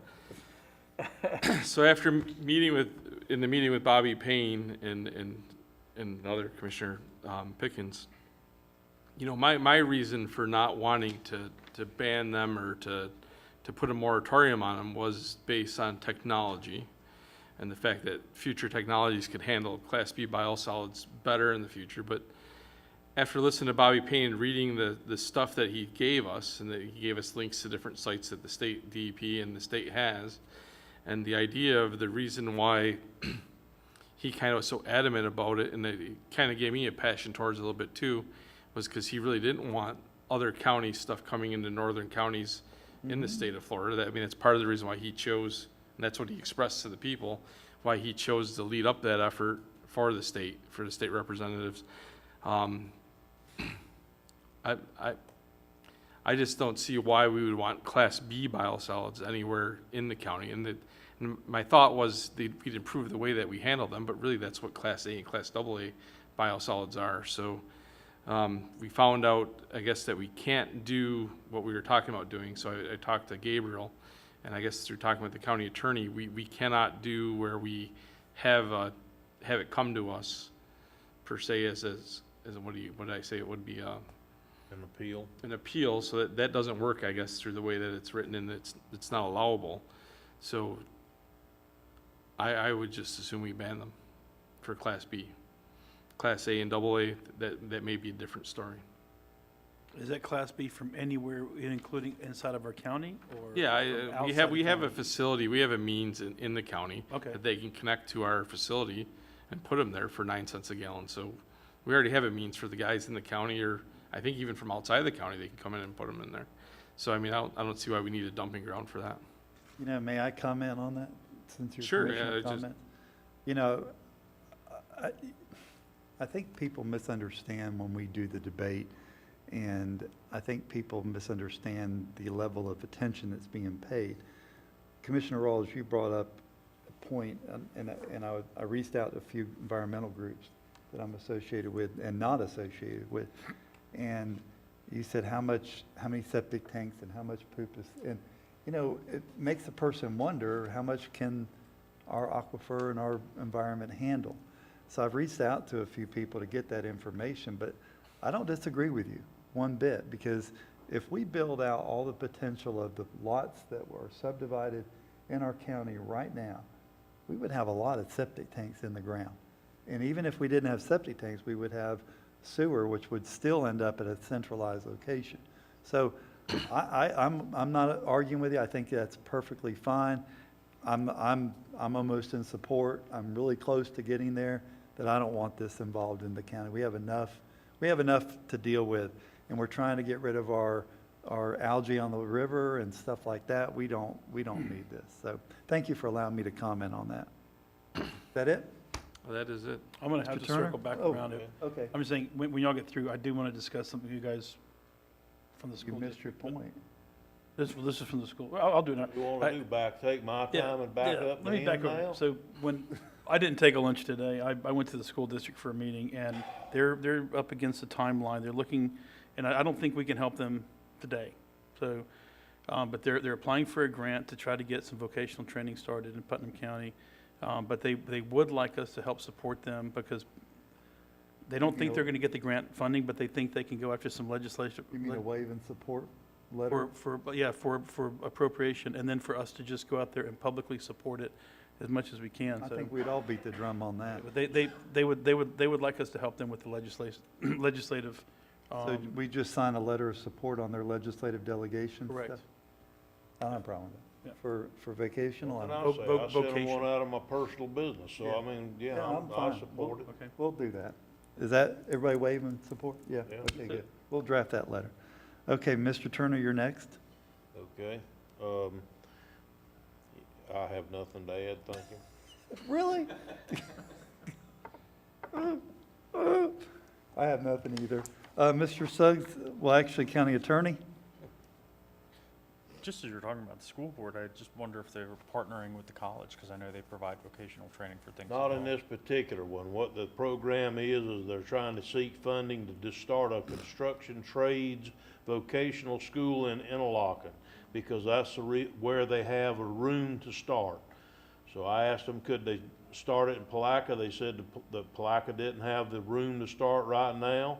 So, yeah, you want to spend some ARPA money, then let's spend it on that, because that'll help every individual that lives, walks, breathes, or lives in this county. So if you want to do something for real, that's how you do it. So if they're asking for our support, like I said, I did it on my own personal business.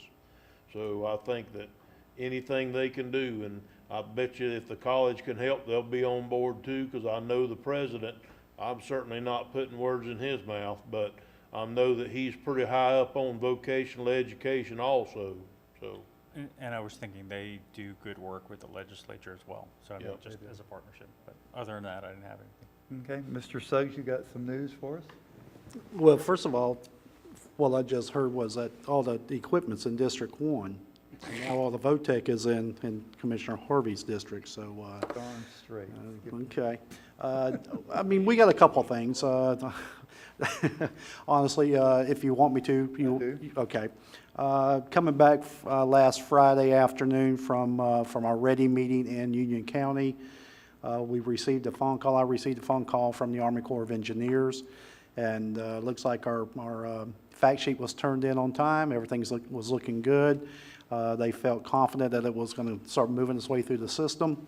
As you notice, I just walked out to take a phone call. It was from the Army Corps of Engineers. It's passed its first inspection that the fact sheet has. All that means is that we're getting closer to having an opportunity to move this project forward with the assistance of the Army Corps of Engineers. As more information comes available, I will certainly keep the 5 of you in the loop. Like I said, that call just came in, so that's good news on the port project. It's really great Mr. news. Chairman, Yes, sir. have we looked into, or did it just fall on deaf ears when I asked, could we look into buying the $1 million property out there? If It has not fallen on deaf If ears. this goes through and we don't have that, then shame on us. I've had 3 conversations on that particular piece of property with folks with the Georgia Pacific. One as recent as yesterday afternoon, has been turned over from Georgia Pacific to their folks, which is another organization, a private organization that handles their property for them. And I'm expecting a call hopefully from them this week. If I don't receive it by, say, Thursday afternoon, I'll reach back out to GP and see if I can get a contact number to call them myself. But Good. yes, Glad we to have. hear that. Thank Yes, you. sir. All right. That's the end of our comments. Thank you very much. This meeting is adjourned.